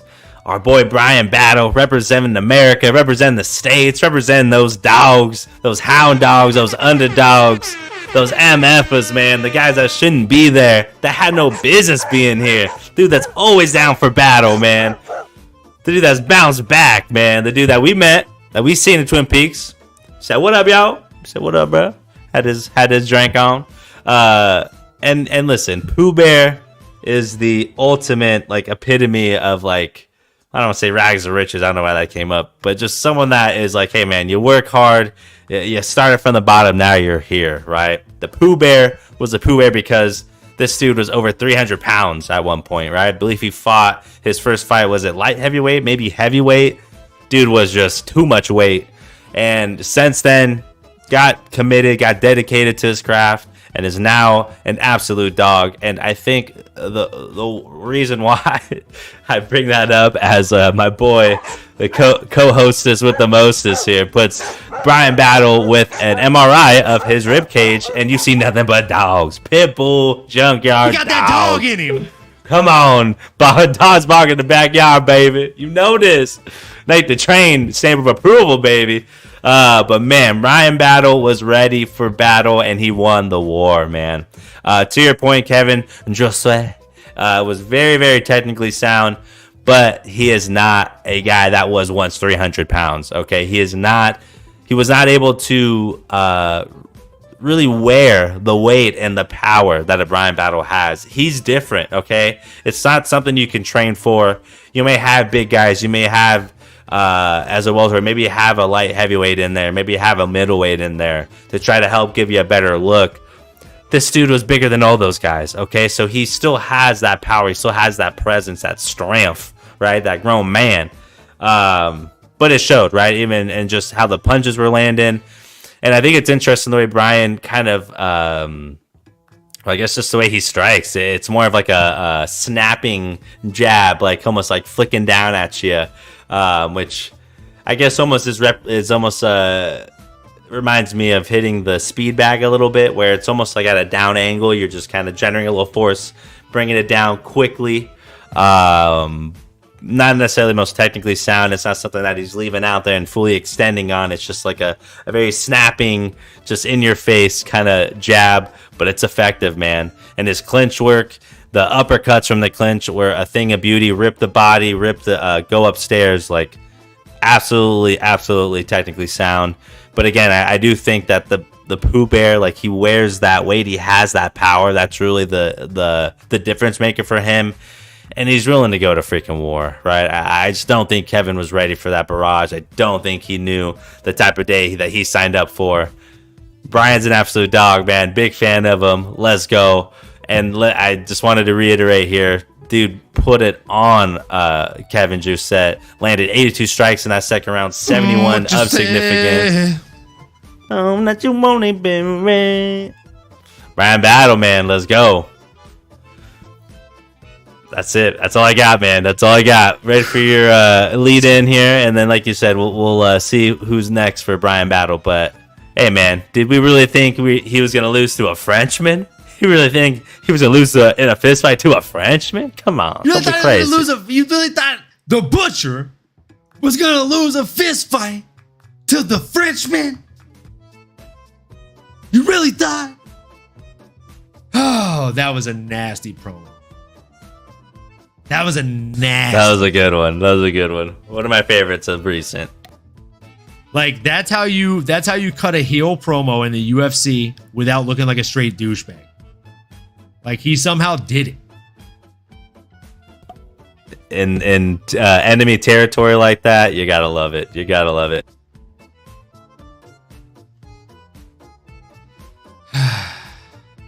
gotta fucking love it, man. In enemy territory too. Oh man, you got it. So as far as names on the tip of my tongue for a young Brian Battle, the Butcher. I have a couple. I do have a couple. I almost hate to do it to him. But this is one of the names that I have on the tip of my tongue here.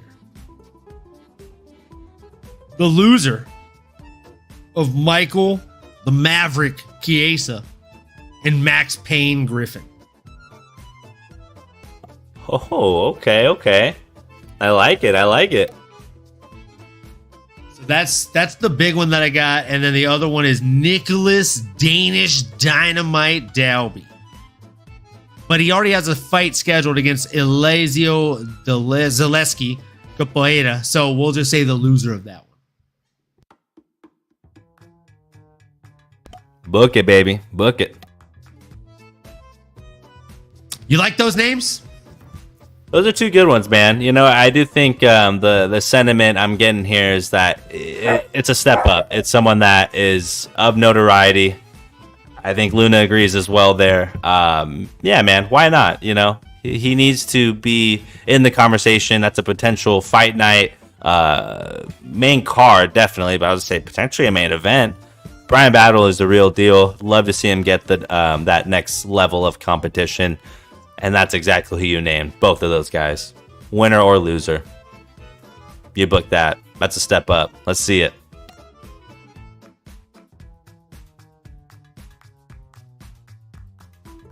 Okay. So, I mean, yeah, the names at welterweight are, I don't want to say bottomless, but there's a lot to choose from, right? Yeah. I do think those make a lot of sense. But with that being said, I will let you take the lead on this next one. So we had a featherweight bout between William Gomes coming in against Joe Anderson Brito.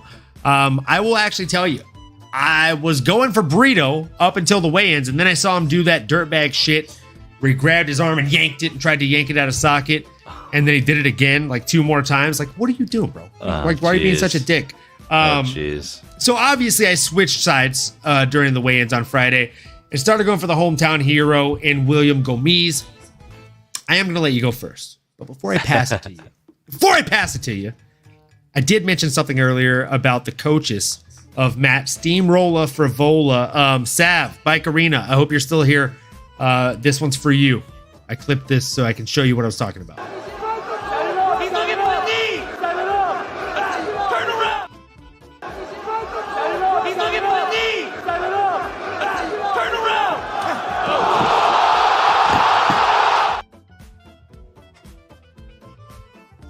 That's really long. Oh, crap. He's looking for the knee! Crap. He's like, turn around! Ay, ay, ay, ay, ay. What a finish, though. What an exciting finish. And even the actual finishing punches when he got on top of him, too. Absolutely devastating to see. Sheesh. Yeah, that's all you can say is Sheesh! Chee-wee-wees! Chee-wee-wees. Whew. Yeah, that's tough. Whew. Tough. It's tough. It's tough when they literally call out exactly what's about to happen. So, sorry to derail your thoughts, but I had to show that clip. Nano! William Gomes versus Joanderson Brito. How did you see this one going before it played out? And what were your thoughts when it did play out?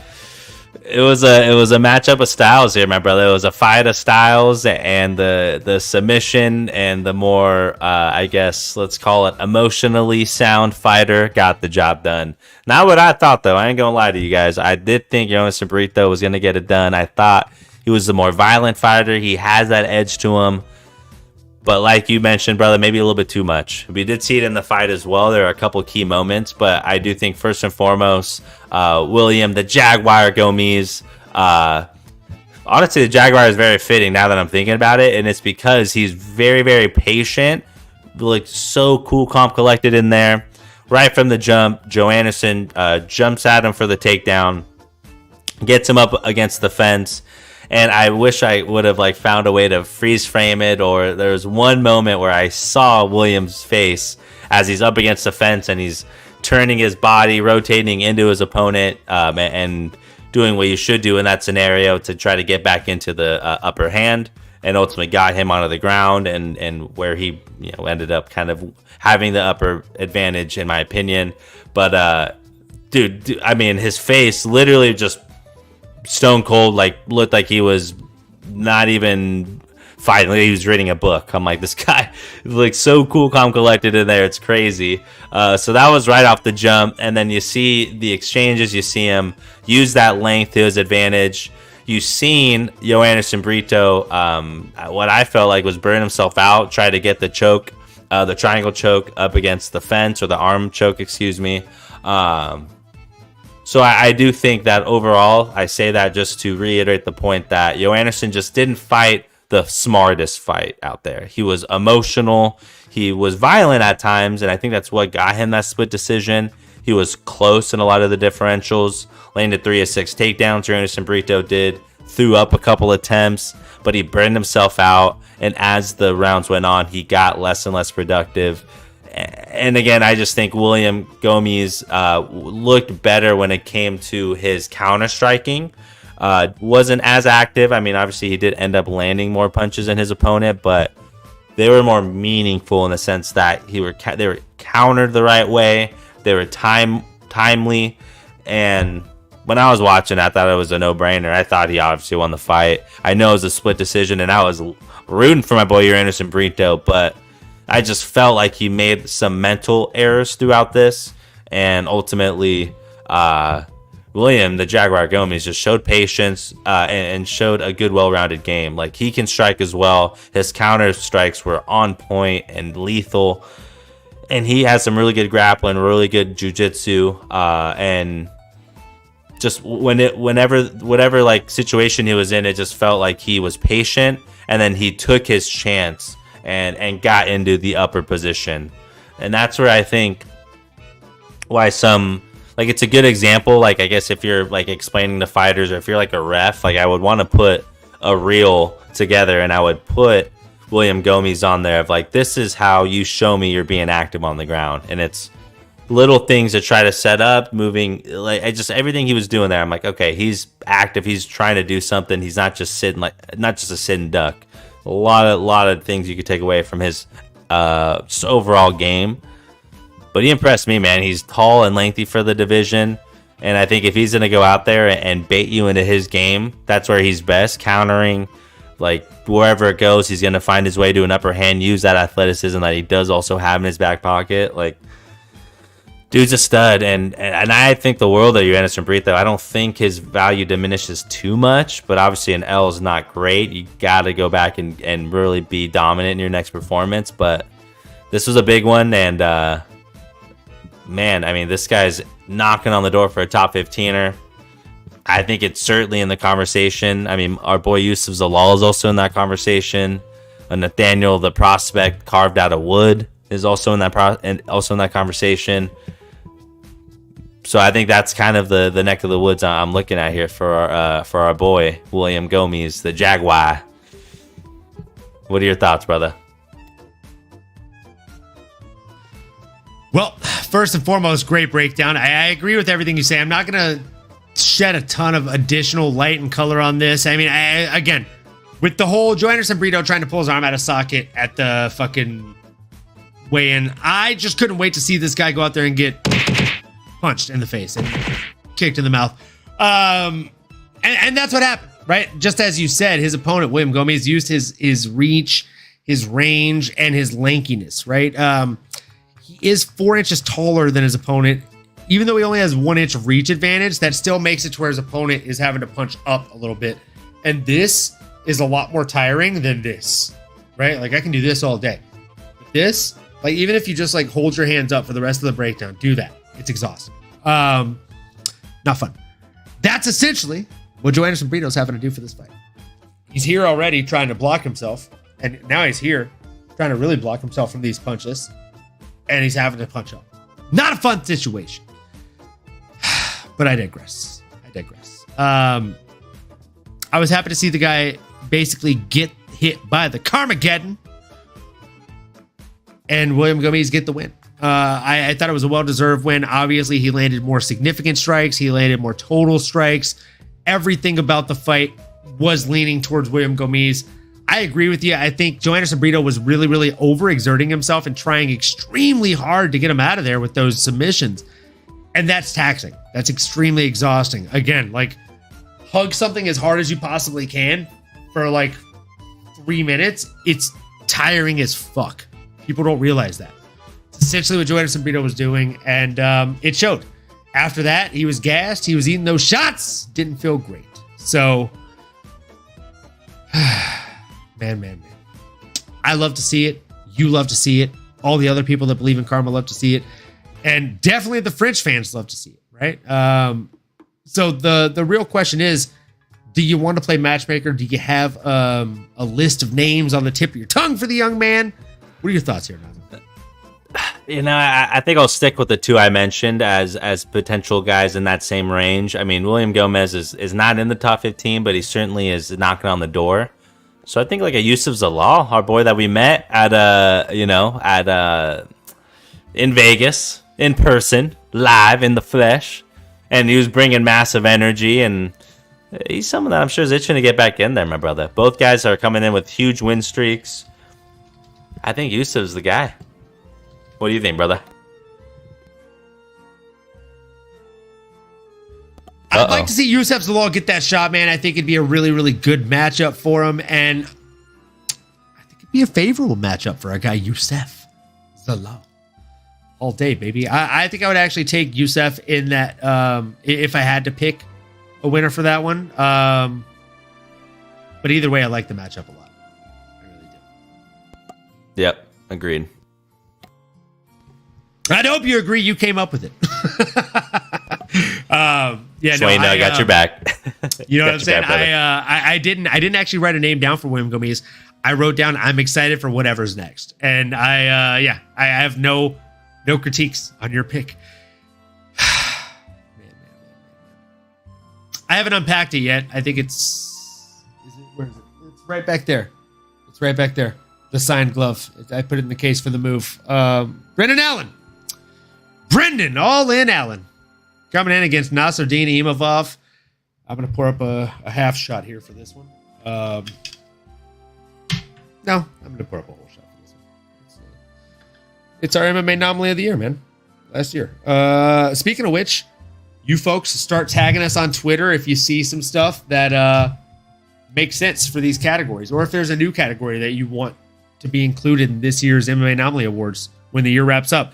And honestly, folks, we don't care if it's something as realistic as most significant strike landed in the year 2024, or if it's something as ridiculous as fighter most likely to be a Jedi Knight, or fighter most likely to rob a bank. We want to hear your thoughts. We want to hear who you'd like to see nominated, whether it's real, surreal, goofy, or just ridiculous. Either way, folks, those awards are coming up at the end of the year. We know we're just now in October, but it's right around the corner, folks. Right around the corner. With that being said, we got two more fights to break down, and this one is the most painful of all. We got Nasruddin Imavov coming in against Brendan All In Allen. I got the shot poured up for Brendan All In Allen. That's who my bet was on. I'm pretty sure that's who both our bets was on. Oh yeah. Oh yeah. Bet made, That's a our debt boy. paid. That's our boy. To get him next time, my brother. It's a hard-fought battle. And unfortunately, the Frenchman was just a little bit better. I'm going to say a this. little bit faster. I'm going to say this. You said he's a little bit better. He's a little bit faster. I'm going to disagree with you. I don't think either of those things. He was better on the night. But I don't think he was better because he was faster or because he was a better martial artist. I think he was better, and I'm not arguing with you. I actually am looking forward to your breakdown here. I simply think Brendan Allen came in there with a game plan in round one. And that game plan worked. And then in the corners, Nasruddin Imavov, his corner gave him great advice. And Brendan Allen's corner basically said, stick to the game plan. They then went out in the second round, and the fight was entirely different than it was in the first round. The shit that was working in round one was no longer working in round two. And Brendan Allen haphazardly stuck with the fucking game plan when he probably should have adapted. In comic books, one of the Avengers' like coolest threats, in my opinion, and most entertaining threats, in my opinion, it wasn't Thanos. Because we knew that he was a god level threat. He could end whole worlds, right? It wasn't a fucking Ultron who could replicate, self-replicate, and advance. Like it wasn't something like that. It was the adaptoids, right? It was the smaller villains, the unheard ofs that were able to come in, get whooped a little bit, and then in round two, they're like, you know what? I saw what you did to me in round one, Captain America, and I raise you a better fucking strategy than the best strategist on the whole Avengers. So that's what we were basically seeing here against Nasruddin Imavov coming in against Brendan Allen. Brendan Allen had a great game plan, great skill set, great speed, great power. Everything was there. Training camp was probably great too. But then what happens when you come in and what you plan doesn't work? Mike Tyson once said, everybody's got a game plan until they get punched in the face. Now, I don't think Brendan Allen forgets what the game plan is when he gets punched in the face, right? I do feel like he's somebody that sticks to the game plan. And whatever he rehearses, like that's the script. Even if you go off script and you start going improv, he's like, ergo, vis-a-vis, concordedly. Like he's sticking to the fucking script. Whatever the fuck he read and rehearsed, that's what he's going with. That's what happened, and that's what unfortunately paid dividends for Nasruddin Imavov. Because Imavov was an adaptoid, right? Like he was someone that was able to adapt to any situation. And I mean, that's just an incredible feat to have, right? Do I think he's the better fighter? Yes, because he won the fight. Do I think that our guy, Brendan Allen, could have and should have won the fight? Absolutely. But it's simply a fact of the matter of game planning. I think They need to work on, hey, what happens when shit hits the fan and what we planned on doesn't work? We need to have a plan B, a plan C, a plan D for these latter rounds. Yeah. Curious, Nano, what were your thoughts on this fight? Did anything shock you? I mean, obviously, hopefully something shocked you because we both picked the guy that lost. Yeah, definitely some shock factors in there for sure. I think overall, the big takeaway from this fight was, man, we saw two high-level guys, two of the better fighters in the division go after it, but the guy that was able to dig a little bit deeper was victorious, right? Maybe I don't fully feel that, Imavov is the better fighter, but hey, man, we gotta admit, I'm biased. We're biased here. We met our boy BA, like big fans of him, but all we have is what we've seen, right? All we have is what you do in the octagon, and unfortunately, what we saw was a Brandon who, to your point, had his game plan, stuck to it, attempted 10 takedowns, only got one of them. I mean, if you told me that was going to be the stat line, I would have said there's no way he's even competitive in this fight.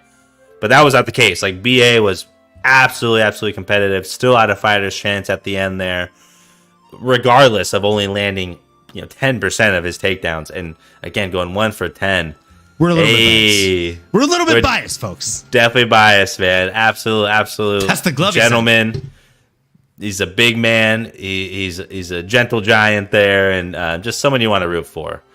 And it pains me to sit here and talk about how he had to take the L, unfortunately, how it was razor thin. But the reality is, like you said, brother, he wasn't able to adapt to Imavov's game. I do think that I also need to acknowledge that BA got the short end of the stick. He mentioned it on Instagram. He had to take an additional blood test after weigh-ins, after already doing urine as well. And he's mentioned after fighting 40 times all across the states, all across the world, never has he had to do an additional urine or blood test because they didn't get enough or because they might have messed something up. Erroneous, still not cool, still something that I think, hey, did that have an impact as to why maybe he didn't look as fresh in those, second, third rounds? Definitely was talked about a lot on the commentary, which was kind of frustrating, but that was true, right? I think partially Imavov is a little bit quicker. That's why I led with that, but it kind of looked like BA was fading a little bit, but that was only maybe, or I shouldn't say only, but it was more highlighted or there was more emphasis on it because Imavov he looked the same in that third round, and we've seen Imavov do a 5-rounder with a Cannonier and put a Cannonier away in a 5th round. I think all things considered, like I think it's not a fugaze, it's not a fluke. I think Imavov can take punches, he's durable, he has the technique, and even like the little things, like it wasn't like obviously stuffing 9 takedowns, like that's points scored, but it was also little things like getting BA in a I don't even know what kind of choke it was when he was on top. Like after some of those takedowns, he would get Brandon in a choke. But to me, as kind of a layman's when it comes to the ground game, I'm looking at it like, oh, he's neutralizing him right now. Like he's doing this to help set up his next move. It's like, I'm going to sacrifice this pawn so I could advance my rook. Like it was a very unique, I felt like high level move from Imavov versus, not just trying to run off, not just trying to stick on the feet. It was like, hey, I'm going to threaten you. I'm going to give you some different looks. And it stumped him. I think it stumped BA, and man, it was a really, really good fight. The strikes were so much fun. I almost wish they didn't go on the ground. I wish that first round, even though it favored Brandon Allen for having the control time, even though Herb Dean and the fans didn't love it, hey, that's a win for him. But man, the striking that they had, it was absolute fireworks. But Imavov was winning. There's no doubt about it. Like he was countering, he was hitting BA when he was dropping his hands.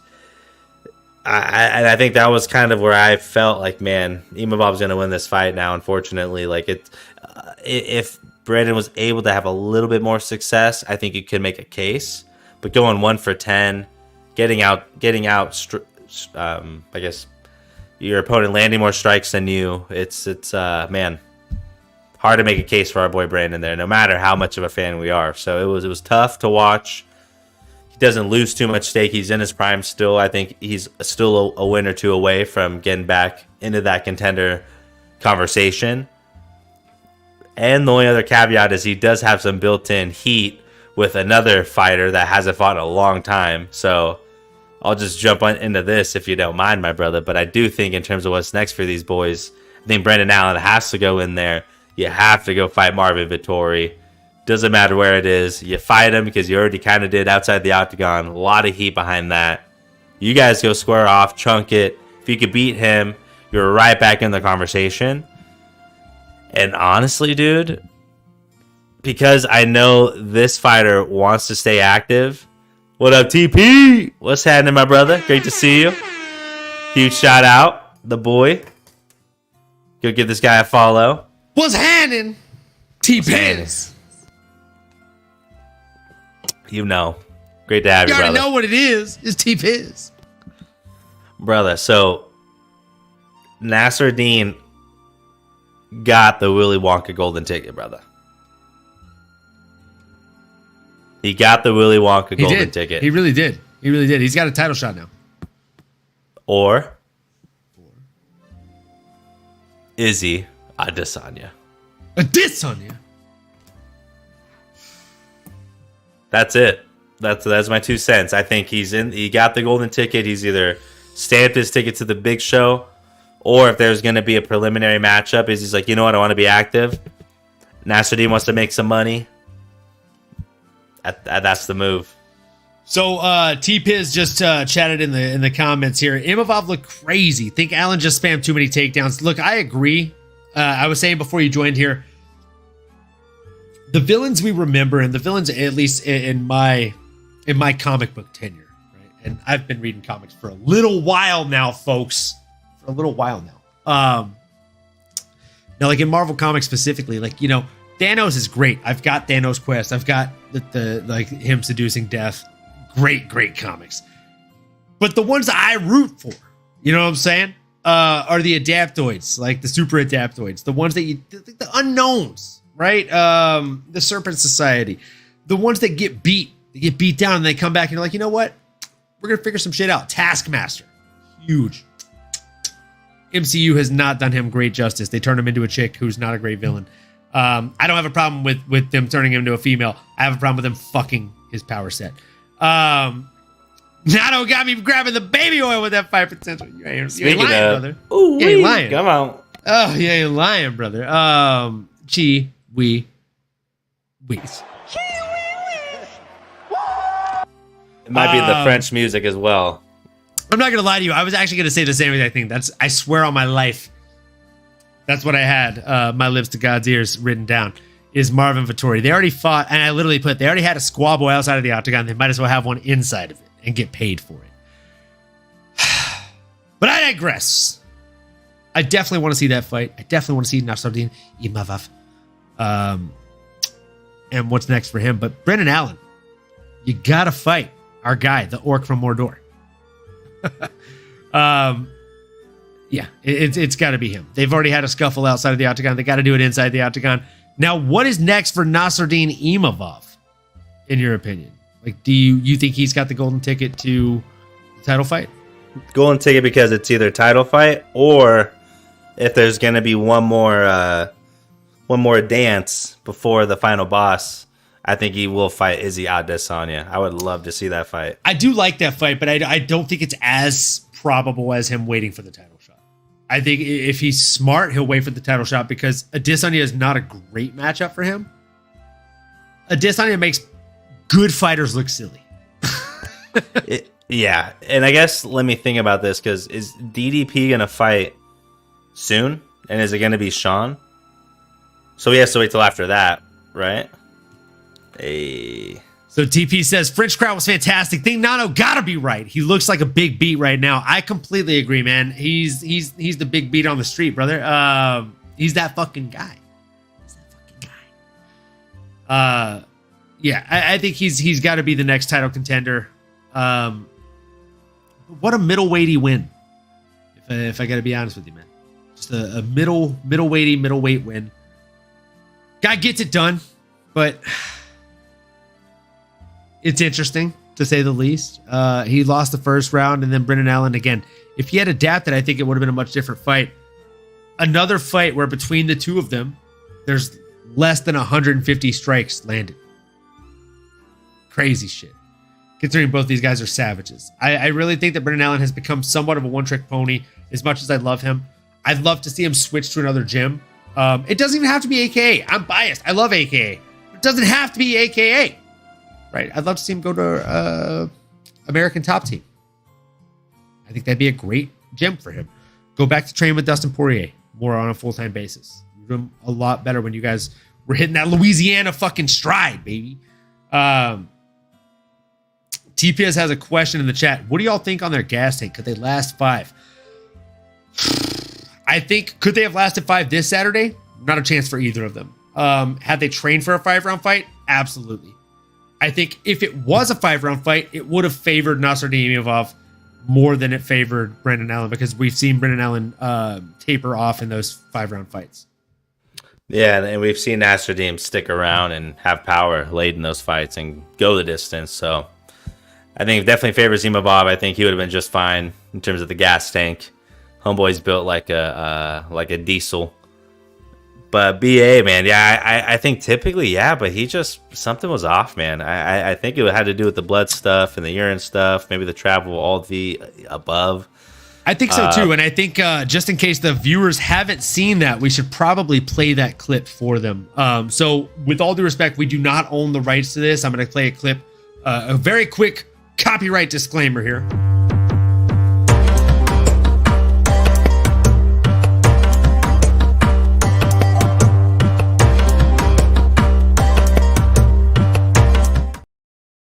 Just so everyone knows, France has the most corrupt way of dealing with fighters ever in the whole world. Had fucking over 40 fights, fought outside the country, in the country, different states, that state, made weight, no problem. Then they're gonna tell me that I have to give blood or urine. First they said urine, I gotta give urine. Right off the scale. So dehydrated, waited 3 hours, finally have to pee. Then they tell me I gotta get blood on top of that. I do the urine, they say they're gonna do blood. They do blood. They don't get enough. They try to tell me they need more. I said, you're not going to stick me again. No main, top guy of France had to do this shit. So just me and Moicano had to do this. The two most important fights on the card, and the two Frenchmen didn't get to have anything. They just get to go to their room, sleep, chill, eat, do everything they want to do. Fuck this place. This place is a fucking shithole.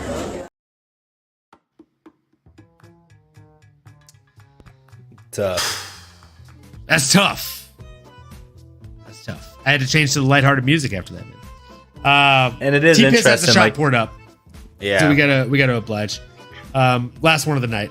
I digress. He said, yes, sir. Got a shot of Priv on tap. Let's do it. And if it's confirmed, it's like if the... Ooh! I'm sorry. Can we just hit this? Put Ooh. Brendan Allen with the Fighting Nerds. Dude would turn into Broly. I love the DBZ reference and 100% agree with it. Yeah. I mean, that gets the Chiwi-Wees. This is a good call He gets out, a man. second Maybe he one. does need to change the scenery. Yeah.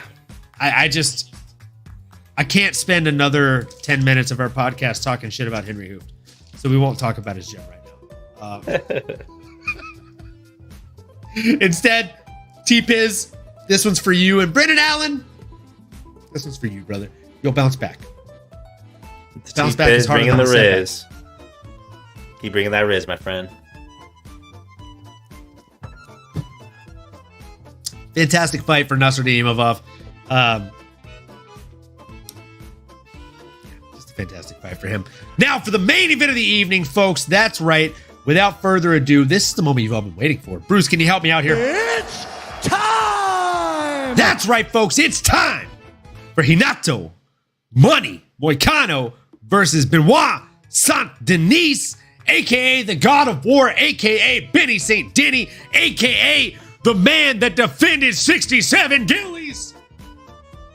Benny Saint-Denis. Look, folks, I had to wear the cheeky shirt because, it came out right after that fight when people told him, stop chopping the fucking Gilly. Dustin, what are you doing? And he's like, I think I can get it. Renato Moicano went out there and just did damage. Damage, folks. The way that he was able to do damage.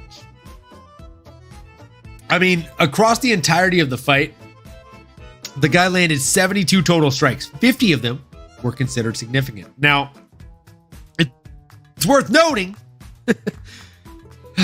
that in the very first round, he landed 35 significant strikes. That is more than half of his strikes. That is like 2/3 of his significant strikes.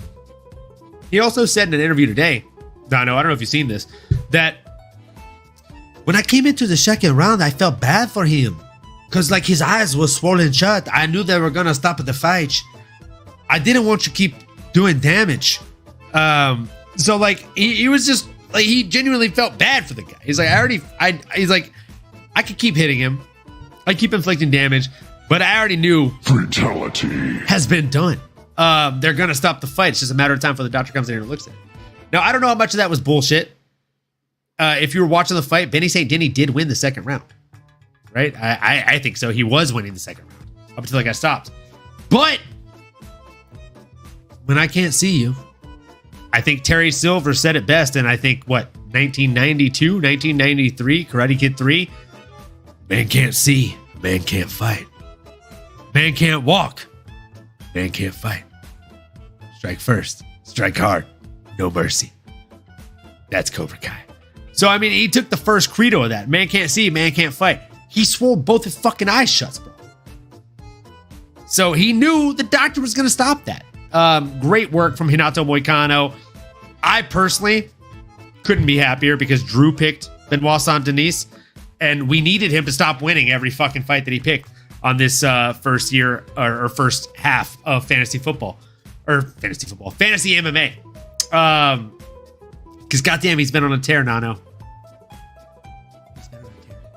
So this was a win for us. This was also a win for Renato Moicano. It was a doctor stoppage.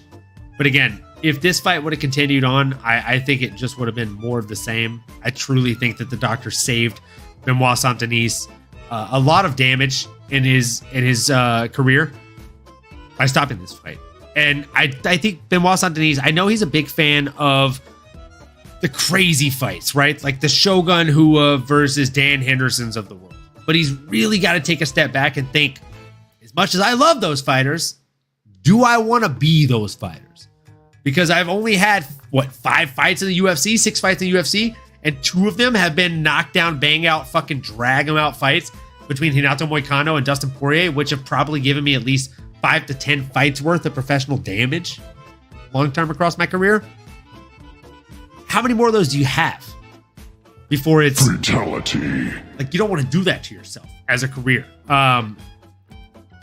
I don't think at his point in his career, he should be going with the Michael Chandler structure of career building, right? Like, I'm here for a good time, not a long time. Except the guy who sat on the shelf for 2 years. Like, don't follow that guy's lead. I'm curious to hear your thoughts on this. Did anything stand out to you in this fight? And how surprised were you to hear that Renato Moicano walked into it with a fractured clavicle bone? Bro, I mean, rewatching it, I had to go back and see. Disgusting. I don't know how I missed it. I mean, that thing is just floating. It is sticking out like a sore thumb.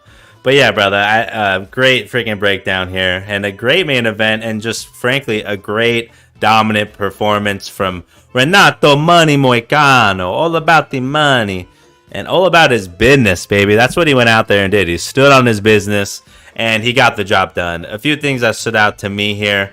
I think first and foremost, he pillar to post just beat the shit out of Benoit Saint-Denis. He did not give him a single chance. He did not give him a moment. Caught, if not the first, I think it was the second leg kick he threw. Got to the back immediately. Very unique way to, grab your opponent's kick to the body and then turn that into a takedown. So that was crafty. Spinning around, getting him to the ground.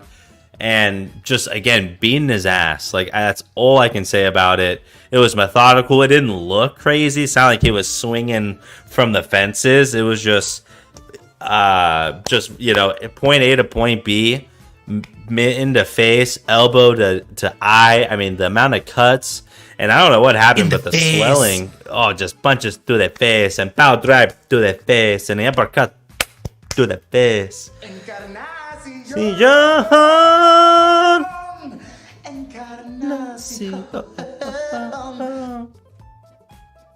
Love it, brother. But that's what he was doing out there. He was giving him the anaconda squeeze and got the job done. But man, I mean, when Renato on top, just methodical. I mean, nothing but violence through a lot of those strikes. Everything we're seeing on the significant strikes were just him being on top, him just pounding them. And honestly, I don't think it takes much, right? Like, I mean, yeah, let's be honest. I mean, I don't know, a lot of y'all have been hit in the eye before, but it does not take much for that thing to swell up. Anything in or around the eyeball does not take much. Not to mention those cuts. I mean, there were 2 of them, like, within close proximity of that eye. Could only imagine how bad it'd get over time.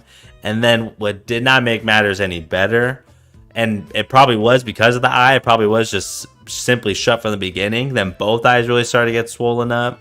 But man, Renato's jab was the absolute money maker outside of his ground control.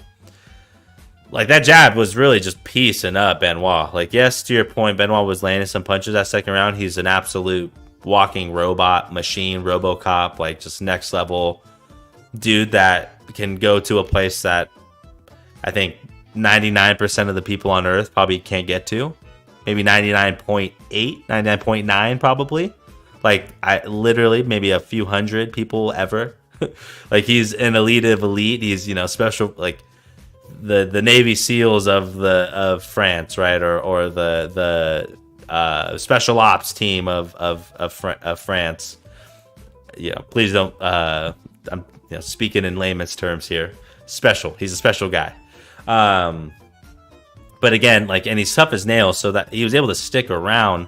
But Renato's jab just was absolutely damaging to Benoit, and Doctor stopped it, but it wasn't like he was being biased here. Obviously, it was in Benoit's backyard, but they did the eye test. He was questionable on it, and I think it was good measure to cover the other eye and then do it again. And then Benoit's like, "Oh yeah, no, I can't see. I don't know what you're doing. Just making guesses." And I don't know, 2, maybe 3. He's like, he cannot see at the left eye or at the right eye, so I cannot have him fight no more. Yeah, it's over. That's all she wrote. And to your point, even that, I don't even think that second round, that might have, I mean, he probably could have did that test in the first round and it could have been the same verdict. I don't think he even needed that second round. However, he's tough as nails. It wasn't as bad. It got worse, obviously taking more punches, but yeah, there was no way you let that guy go back out there, even just with those cuts alone. Like, there was a lot. But Renato's tough, man. I mean, even with that broken collarbone, I'm curious to know, like, what kind of pain level he had, or if that had any compromising. I mean, he was doing everything. He was shooting for takedowns. He was moving around. He was throwing both hands. I mean, he was catching kicks. So I'm curious what the limitations were, actually. But what an absolute savage for pushing through, getting the job done.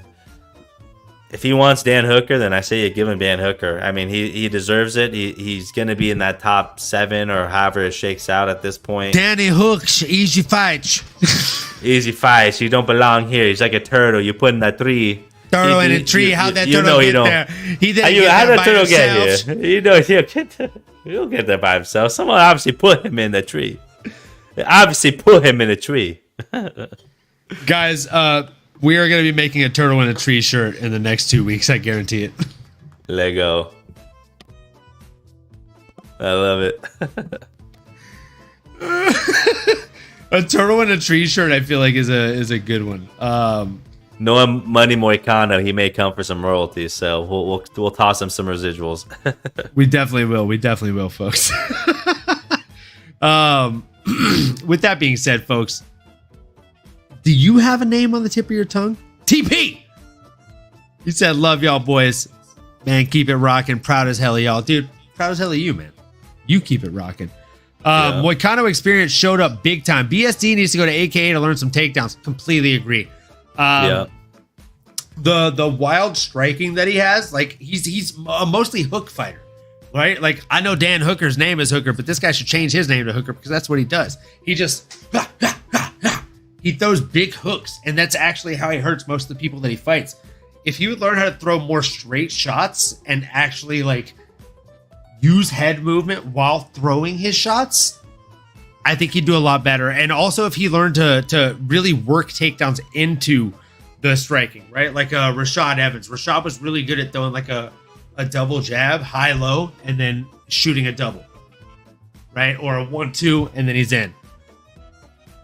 BSD doesn't really do that. He either strikes or he takes you down. There's no building into them. There's no setting it up one with the other. So if you learn to, at the risk of sounding a bit cliche here, mix the martial arts, it might be a little bit better off. I do think that he could benefit from going to an American Kickboxing Academy or something to that extent. But that's not what we're here to talk about, Nano. We're here to talk about the biggest winner of the fight card here, and that is Mr. Moneybags himself. That's right, folks. Renato Money Moicano. Nano, what do you got next for Moicano? Hey, man, like I said, and like he said, if he wants Dan Hooker, that's easy money, then you give him the easy money. Makes sense. I mean, they both don't have a dance partner just yet. And if you look at those top fighters, I mean, there's only a handful of people potentially, right? I mean, maybe a Gamrot, I guess, but he just lost to Dan Hooker, so why not grant the two guys that are ranked and trying to go for a title? Why not give them both each other, both guys that are coming off a win? I think it might be Dan Hooker, brother. Might be Dan Hooker. I don't really want to see DP. Don't want to see JG. I mean, Dariush, I guess I will throw him out there just because we met him as well. But like, honestly, I think he called out Dan Hooker. Like, I'd be happy with a Javier Fiziev rematch, though. Just to throw a curveball at you. Just to throw a curveball at you. If he's healthy and ready, baby, let's see it. He literally has made the joke, like, when like people posted that video, like, oh, this is the guy that you guys are saying should fight for a title, and it's him losing to Fiziev, and he has retweeted it saying, I could afford to lose then. I can't afford to lose now. Rematch. Give me the fucking rematch. That was a fun fight as long as it lasted. I want to see Hoffa back in there ASAP. That's the boy. So yeah, whatever it takes. If that's what it takes, I love that fight. Yeah, I just think that would be a really, really fun fight to watch. The first time watching it was very fun. I think the second time watching it would be even better, if I'm being completely honest. And I mean, this has been 4 years since we watched it. And the first fight, by the way, folks, was less than 40 strikes before it ended. So, jeez. And that was across 2 rounds. Jeez. So it was a very calm and measured fight. I think Renato fights very different now. And I want to see it. Same. Sign me up. I want to see it, man. I want to see it. I can tell you that there would not be any crickets in the house on that night. It would be all the people cheering in excitement. Because that is a fucking banger. That's what bangers are made of, folks. That's the kind of rematch that we need to see. Not these unlimited rematch clauses when it comes to fucking championship fights. So, with that being said, I digress, folks. We could go on all night talking to you folks because we just love you so fucking much. And we really appreciate you being here with us on a Wednesday night. But here's the thing. We'll be here, same time, same place, tomorrow night to break down UFC 307. Alex Pereira coming in against Khalil Roundtree Jr. We hope to see you there. We hope to see you in the chat giving us your picks. And we hope to see you on this episode right after we wrap up and close shop. Like, comment, subscribe, smash that bell for notifications. And as much as we love you in the live chat, please leave a comment after we wrap up. It helps with the almighty algorithm. We bow to the algorithm. It doesn't matter what you really comment. It just matters that you do. And what truly matters above all else, what we really ask you to do each and every single fucking episode, again, above all else, is that you keep on going and you keep on growing, folks. We will see you tomorrow. You've been listening to the MMAnomaly Show. No filter. As you may have been able to tell, we dig the MMA, and our passion is to dive deep into the upcoming fights, give you our expert breakdowns, and help you make sense of all the chaos that is the fight game. We hope you've enjoyed the show. If you did, make sure to like, rate, and review. We'll be back soon, but in the meantime, make sure to find us on YouTube, Twitter, Instagram, and Twitch at MMAnomaly. Be cool, and we'll see you next time.